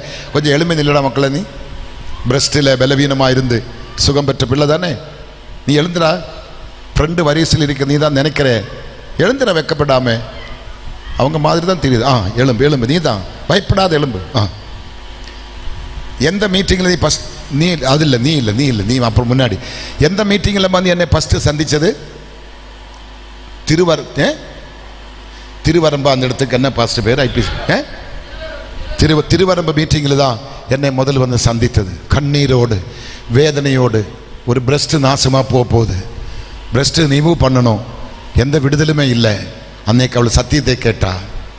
அவளுக்காக நான் ஜெபம் பண்ணேன். அடுத்த மீட்டிங்கு இங்கே அருமனைக்கு வந்தது. என்னை பார்த்து சொன்னேன், பரவாயில்லப்பா, நான் இப்போ நல்லா இருக்கிறேன், இன்னும் ஆப்ரேஷன் பண்ணல, ஒன்றும் செய்யல.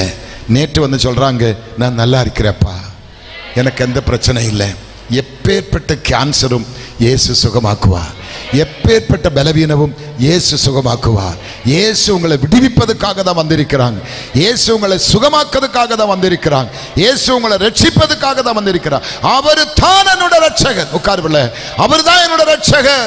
அவரால் அன்றி எனக்கு ரட்சிப்பு இல்லை. ரட்சிக்கப்படுறதுக்கு ஒரே ஒரு மார்க்கம் இயேசு மாத்திரம்தான். இயேசுன்னு சொன்னாலே விடுதலை கிடைக்கும். இயேசு சொன்னாலே அற்புதம் நடக்கும். இயேசு சொன்னாலே விடுதலை கிடைக்கும். எத்தனை பேர் விசுவாசிக்கிறீங்க? ஒரு கதை சொல்லுது, தப்பா நினைக்க கூடாது. 3 நண்பர்கள், உயிர் நண்பர்கள், பிரியாதவர்கள். ஒருத்தன் அவனோட தெய்வம் கோவிந்தா, அவன் கோவிந்தா தான் சொல்லுவாங்க. இன்னொருத்தன் அல்லான்னு கூப்பிடுவாங்க, ஒருத்தன் இயேசுன்னு கூப்பிடுவாங்க. ஒரு கதை, ஒரு பாஸ்டர் சொன்னது, என்னை அடிக்கக்கூடாது யாரும், அவர் புழுகினது நான் எடுத்து திருப்பி புழுகிறேன், அவ்வளோதான். 3 பேருமா ஒரு பெரிய ஆறு கடந்து போகும்போது தண்ணியில் முழுகிட்டேன். ஒருத்தன் கோவிந்தான்னு கூப்பிட்டேன் தண்ணியில், ஒருத்தன் அல்லான்னு கூப்பிட்டாரா. 2 பேருக்கும் வயிற்றுல தண்ணி போய் ஆற்றுல செத்து போன. ஒருத்தன் மட்டும் இயேசு இயேசு இயேசு சொன்னாரா. அவன் மட்டும் தப்பிச்சாங்களா. பார்க்கும்போது நல்லா தான் இருக்கதான், உண்மையா பொய்யா நமக்கு தெரியாது. இயேசு சொன்னாலே மீட்புண்டடா மக்களே. ஹல்லேலூயா. ஒரிஜினல் லவ்வர் இயேசுடா. மற்ற லவ்வர் எல்லாம் தண்டவாளத்துக்கு போகுதுடா, தூக்க மரத்துக்கு போகுதுடா. ஒரிஜினல் லவ்வரடா பரலோகத்தில் கொண்டு போகுது. அவர் தான் என்னோட லவ்வர், அவர் தான் இயேசு. அவருக்காக தான் வாழணும், அவருக்காக தான் ஓடணும். அவங்க 2 ஆளும் குசு குசுன்னு பேசுறான். ஆனா போடா வரீசன், இப்ப தலைப்படி ஆட்ட போடா வரீச. என் லவ்வரை நான் விட்டு கொடுக்க முடியாது. நீ விட்டு கொடுக்காம போக முடியாதுடா. அவளுக்கு இன்னைக்கு டாட்டா பை, தலை குனிச்சிட்ட பாரு பாவம், கர்த்தருக்கு ஸ்தோத்திரம். இன்னைக்கு அவளுக்கு டாட்டா பை பை தான். இயேசு லவ்வராய் வரப்போகிறார். இயேசு. இதெல்லாம் வருகைக்கு எப்படி தெரியும்? இதெல்லாம் ஆவியானவருக்கு தெரியும். நீ என்னைக்கு ஃபர்ஸ்ட்ல ஸ்டார்ட் பண்ண அன்னைக்கு எங்களுக்கு தெரியும். டேட் எல்லாம் சொல்ல போனா நீ மாட்டிடுவே. வேண்டாம், கர்த்தருக்கு ஸ்தோத்திரம். சகல ரகசியங்களையும் அறிகிற தெய்வம் ஒருத்தர் இருக்கிறார். அவருடைய கண்களுக்கு மறைவானது ஒன்றுமே உலகத்தில் இல்லை. நான் கேட்கிற மறுபடியும் கேள்வி, இன்னே கேசு வந்தால் உன் ஆத்மா எங்க போய் இளைப்பாறுதல் அடையும்? இயேசு உங்களை நேசிக்கிறார், இயேசு உங்களை அழைக்கிறார், இயேசு உங்களை நேசிக்கிறார். கடைசி சொட்டு ரத்தமும் உனக்காக தான் இயேசு சிந்தி இருக்கிறார். நான் முடிக்க போறேன்.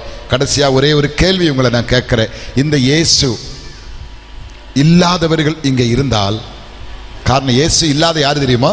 ரட்சிக்கப்பட்டு பிதா குமாரன் பரிசுத்தாவின் நாமத்தில் ஸ்நானப்படாத அத்தனை பேர் இயேசு இல்லாதவங்க தான்.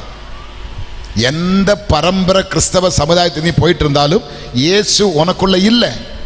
இயேசு உனக்குள்ள இன்னும் பிறக்கல, நீ இயேசுவுக்குள்ள பிறக்கல. இதான் உண்மை. அப்படியானால் அப்படிப்பட்ட யாராவது இங்கே இருந்தால், நீங்க வேற சமுதாயங்களுக்கு, பல ஜாதிகள், பல தெய்வங்கள், பல இடத்துக்கு நீங்க போய்கொண்டிருந்தது உண்டானால், இன்னைக்கு ராத்திரி ஆவியான உங்களை கேட்கிறார், உங்களுக்கு இயேசு வேணுமா? இயேசு இருந்தா தான் எங்க போக முடியும்? பரலோகம் போக முடியும். இயேசு வேணுமா? இயேசுவை ரட்சகராக ஏற்றுள்ள உங்களுக்கு மனம் உண்டா? எனக்கு பரலோகம் வேணும் பாஸ்டர், நான் இந்த அக்கினி கடலுக்கு போக மாட்டேன். நீங்களோ வெளியே புறப்பட்டு போய் எப்படி இருப்பாரா? கொளுத்த கன்றுகளை போல வளருவாரா? மற்றவன் அக்கினி கடலில் கிடக்குது, அவனை அணையாத அக்கினி. அங்க சொல்றது அக்கினி அணையாது, அந்த புழு சாகாது. அந்த கொடுமையான வேதனை, நரக வேதனை, அதுக்குள்ளே போக போறீங்களா? இயேசுவின் மடியிலே உட்கார்ந்து சந்தோஷத்தை அனுபவிக்க போறீங்களா? இயேசு வேணுமா? நரகம் வேணுமா? பரலோகம் வேணுமா? நரகம் வேணுமா? சொல்லுங்க பார்ப்போமே. பரலோகம் வேணுமா? நரகம் வேணுமா? சொல்லுங்களேன். பரலோகம் போதுக்கு ஒரு வழி, அது யாரு? இயேசு. பாதாளம் போதுக்கு ஒரு வழி, அது பிசாசு. நீங்க தான் தெரிஞ்செடுக்கணும். ஒரு கேப்டன் பிசாசு, ஒரு கேப்டன் இயேசு.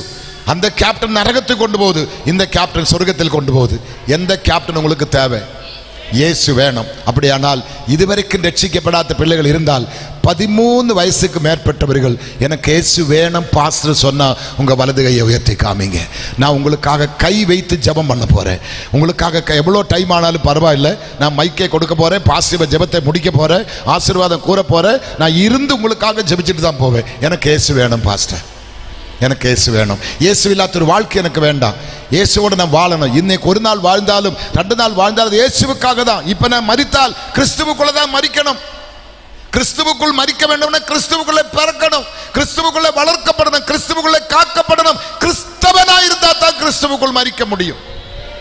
பேர் கிறிஸ்தவனோ, பண்டிகை கிறிஸ்தவனோ, கல்லற கிறிஸ்தவனோ, எந்த சமுதாய கிறிஸ்தவனோ பரலோகம் போக முடியாது. ஆமென். இந்த இயேசு எனக்கு வேணும் பாஸ்டர். தழுப்பு ஸ்நானம் என்பது பைபிள்ல இல்லைங்க.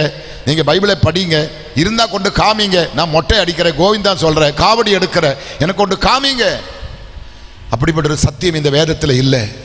சத்தியத்தை உங்களுக்கு தெளிவாக சொல்லி இருக்கிறேன். இன்னைக்கு ராத்திரி நீ ராத்திரி படுத்து தூங்குறேன். நேற்று பாருங்க, புருஷன் மனைவி நேற்று ஹோட்டல் எல்லாம் போனாரா, சந்தோஷமா சாப்பிட்டாரா, ஜாலியா வந்து படுத்தாரா. காலமே பார்த்தா புருஷன் இல்லை. ஆமே, காலையிலே பார்த்தா புருஷன் இல்லை. இதான் நம்மளோட வாழ்க்கை. இன்னைக்கு நம்ம சாப்பிட்டு படுக்க போறோம், நாளைக்கு எழும்புவார் யாருக்கு தெரியும். கிருபை இருந்தா எழும்பலாம், கிருபை இருந்தா எழும்பலாம்.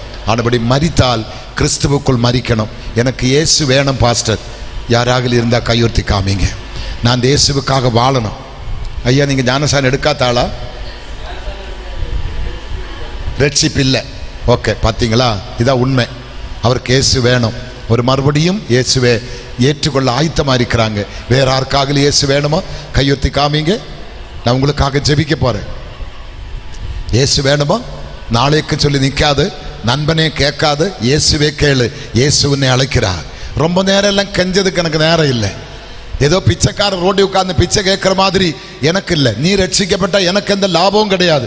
உனக்கு தான் நன்மை உண்டாக போகுது. நீ நரகத்துக்கு போகுது. சொல்ல வேண்டிய கடமை எங்களோட கடமை. உனக்கு வழிகாட்டுவதற்காக தான் தெய்வம் என்னை அனுப்பி இருக்கிறார். விரியன் பாம்பின் குட்டிகளே மனம் திரும்ப என்று யோவான் பிரசங்கம் பண்ண பார்த்தீங்களா? மனம் திரும்ப, பரலோக ராஜ்யம் சமீபமா இருக்குது. யூதாசை போல உள்ளத்தை கடினப்படுத்தாது. யூதாசின் மரணம் இயேசு சொல்லுகிறார், இவன் பிறக்காம இருந்தால் நலமாயிருக்குமே. யூதாசுடைய மரணம் அகோரமான மரணம். இவன் இப்படி பிறக்காம இருந்திருந்தால் நல்லா இருப்பேனே. பரிதாபமான மரணம். அப்படிப்பட்ட மரணம் உங்களுக்கு வேண்டாம். இப்ப கண்ணை மூடினா ஆத்துமா பரதீசுக்கு போகணும்.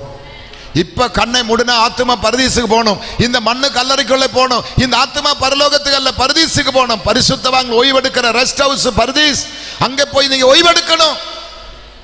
இயேசு வேணுமா? இயேசு வேணுமா? நான் பாஸ்டர்களுக்கு மைக் கொடுக்க போறேன். இயேசு வேணுமா? ஒப்பு கொடுக்க விருப்பம் உள்ளவங்க கை தூக்கி காமிங்க பார்ப்போமே. இதுக்கு மேல ஒரு சத்தியம் இல்லை. இதுக்கு மேல யார் இவ்வளவு கடினமா இவ்வளவு சத்தமா உங்களுக்கு பேச மாட்டேன். இன்றைக்கு நீ உன்னுடைய ஹிருதயத்தை கடினப்படுத்தி கல்லாக்கி போனால், இந்த ராத்திரி உன் ஜீவன் போனால் உனக்கு யாரு துணை செய்வாய்? நீ எங்க போய் தப்பிவிப்பாய்? நாளை காகட்டும் பாஸ்டர், இன்னும் கொஞ்சம் போகட்டும் பாஸ்டர், எத்தனை நாள் இருப்பேன் உனக்கு நம்பிக்கை உண்டா? எழுதி கொடுக்க முடியுமா? முடியாது. இயேசு சீக்கிரம் வரப்போகிறார். இயேசு சீக்கிரம் வரப்போகிறார். எத்தனை பேர் சந்தோஷமா இருக்கிறீங்க? என்னுடைய எந்த கூட்டத்திலும் மக்கள் ரட்சிக்கப்படாத கூட்டம் இல்லை. இந்த ஊரை நான் மறக்க மாட்டேன். போற ஊர்ல எல்லாம் நான் சொல்லுவேன், இப்படி ஒரு ஊர் இருக்குதுன்னு சொல்லி. 4 மாசம் முன்ன 46 பேர் பாளையங்கோட்டையில். இந்த வாட்டி வந்த பொழுது 49 பேர் பாளையங்கோட்டையில். எல்லாம் படித்த மேதைகள், டாக்டர்ஸுகள், அறிவுள்ளவங்க, புத்தியுள்ளவன், பெரிய பெரிய ஆசாமிகள் தான் இயேசுவுக்காக ஓடி வருகிறார். அந்த பாளையங்கோட்டைக்கு தான் மறுபடியும் நான் நாளைக்கு போறேன். கர்த்தருக்கு ஸ்தோத்திரம். இயேசு அற்புதம் செய்கிறார். இயேசு விடுவிக்கிறார். இயேசு உன்னை நேசிக்கிறார். உன் பேர் ஜீவ புத்தகத்தில் வேணும். ஜீவ புத்தகத்தில் பேர் இல்லாத ஒருவனும் பரலோகம் போக முடியாது. உங்க பேர் ஜீவ புத்தகத்தில் எழுத வேண்டுமானா நீ அதை விட்டு வாங்க. ஐயோ, இங்க வந்த தாலி கட்ட முடியாது, பூ வைக்க முடியாது, பொட்டு வைக்க முடியாது. உனக்கு பொட்டு பூ தாலி தான் முக்கியமா? சாராயம், சினிமா, கஞ்சா, லவ் அது உனக்கு முக்கியமா? போயிடு. இயேசுவாண்ட வராது. எனக்கு அதெல்லாம் வேண்டாம் பாஸ்டர், குப்பை குப்பை குப்பை, எனக்கு அது வேண்டாம், எனக்கு இயேசு வேணும். யாராக உண்டா? ஓகே, நான் உங்களுக்காக ஒரு சின்ன ஜெபத்தை பண்ணி மைக்கை நான் கைமாற போறேன். ஏசப்பா, இந்த 3 நாட்களும் நீங்க கொடுத்த சத்தியம் குறையாம நிறைவாக நான் கொடுத்திருக்கிறோம். அநேக மக்கள் இந்த கூட்டத்தில் உண்டப்பா. பிள்ளை கேட்டது 50 பேர், நான் கேட்டது 15 பேர். ஆனால் ஒருத்தரும் கூட எழுப்பி வரலப்பா. ஒருத்தரும் கூட எழுப்பி வரலப்பா. இந்த வட்டாரத்தை ஆட்டி படைக்கிற பொல்லாத பிசாசு, அந்த குருட்டாட்டத்தினுடைய ஆவி, அந்த எல்லையுடைய ஆவி, பாரம்பரியத்தின் கட்டுகள், பாரம்பரியத்தின் சாபம், பாரம்பரியத்தினுடைய கொடுமை என் பிள்ளைகளோட கண்களை குருடாக்கி வைத்திருக்கிறாங்கப்பா. என் பிள்ளைகளோட மனதை கடினப்படுத்தி வைத்திருக்கிறாங்கப்பா. இவ்வளோ சத்தியத்தை சொல்லியும் ஐயோ எனக்கு பரலோகம் வேணும், நான் நரகத்துக்கு போக மாட்டேன்னு சொல்லி ஒருவரும் அசையாம யூதாசை போல உள்ளத்தை கடினப்படுத்தி இருக்கிறாங்கப்பா. நீர் இந்த பிள்ளைகளை மன்னிப்பீராக. இவர்களுக்காக நான் மன்னிப்பு கேட்கிறேன் ஆண்டவரே. இவர்களுக்காக நான் மன்றிட்டு கதறி மன்னிப்பு கேட்கிறேன் ஆண்டவரே. இவர்களுக்காக நான் மன்னிப்பு கேட்கிறேன் ஆண்டவரே. இவர்களுக்காக நான் மன்னிப்பு கேட்கிறேன் ஆண்டவரே. நீர் மன்னித்து விடுதலை தருவீராக. உங்களுடைய அற்புதம் நடக்கட்டும். நான் இங்கே போன பிற்பாடு அநேக பிள்ளைகள் ரட்சிக்கப்படாத செய்தி என் காதில் கேட்கணும். வாலிப தம்பிமா தங்கச்சிமார் இருக்கிறாங்கப்பா, பாவத்தின் மூழ்கி கிடக்கிறாங்கப்பா, கட்டப்பட்டு கிடக்கிறாங்கப்பா, ஞானசாரத்து பின்மாற்றத்தில் இருக்கிற பிள்ளைகள் இருக்கிறாங்கப்பா. ஒருவர் மட்டும்தான்ப்பா இப்ப கையை தூக்கி இருக்கிறோம். எனக்கு இந்த சத்தியம் பிடித்தது, எனக்கு இயேசு வேணும், பரலோகம் வேணும். அவரை நீர் அங்கீகரித்து கொள்ளுங்கப்பா. அவரோட நீ கிருபையாய் போய் இறங்குமப்பா. அவரோட வலது கரத்தை போய் பிடிங்கப்பா. அவரோட நெஞ்சோடு சேர்த்து முத்தம் கொடுங்கப்பா. அவரை நம்முடைய செல்ல பிள்ளையாக மாற்றுங்கப்பா. அதுக்காக ஜெபிக்கிறேன். நம்முடைய நாமம் மட்டும் மகிமைப்படட்டும். நான் கொடுத்த ஒரு சத்தியம் வெறுமையாக திரும்பக்கூடாது. ஒரு சத்தியம் வெறுமையாய் போகக்கூடாதப்பா. பலன் இருந்தீங்க நின்று பேசல ஆண்டவரே. எந்த பலவீனத்தையும் பொறுப்பெடுக்காம, சரீரத்தினுடைய எந்த சூழ்நிலை பொறுப்பெடுக்காம இந்த 3 நாளும் கொடுத்த வேலையை நான் நேர்த்தியா செய்திருக்கிறேன். கர்த்தர் எனக்கு ஆத்துமாக்கள் இங்கே தருவீராக. என் பிள்ளைகள் பின்னாடி எனக்கு ஃபோன் பண்ணி சொல்லட்டும், பாஸ்டர் இத்தனை பேர் ரட்சிக்கப்பட்டாங்க, இத்தனை பேர் ஞானஸ்நானம் பெற்றாங்க, சபையிலே சேர்க்கப்பட்டாங்க, நல்ல செய்தி கேட்க எனக்கு அந்த பாக்கியத்தை தாங்க. இந்த சபையை நான் ஆசீர்வதிக்கிறேன். ஊழியக்கார பிள்ளைகளை ஆசீர்வதிக்கிறேன். வந்திருக்கிற கனவான்கள் ஊழியர்கள் எல்லாம் நான் ஆசீர்வதிக்கிறேன். வந்திருக்கிற எல்லா மாதாபிதாக்கள் பிள்ளைகளை ஆசீர்வதிக்கிறேன். இந்த ஒளிபெருக்கின் சத்தம் சுற்றுவட்டாரம் கேட்கப்பட்டிருக்கிறப்பா, அவர்கள் எல்லாம் நான் ஆசீர்வதிக்கிறேன். ஆசீர்வாதமாக இருக்கட்டும். இயேசுவின் நாமத்தில் பிதாவே, ஆமென். ஆமென். கர்த்தர் உங்களை ஆசீர்வதிப்பார்.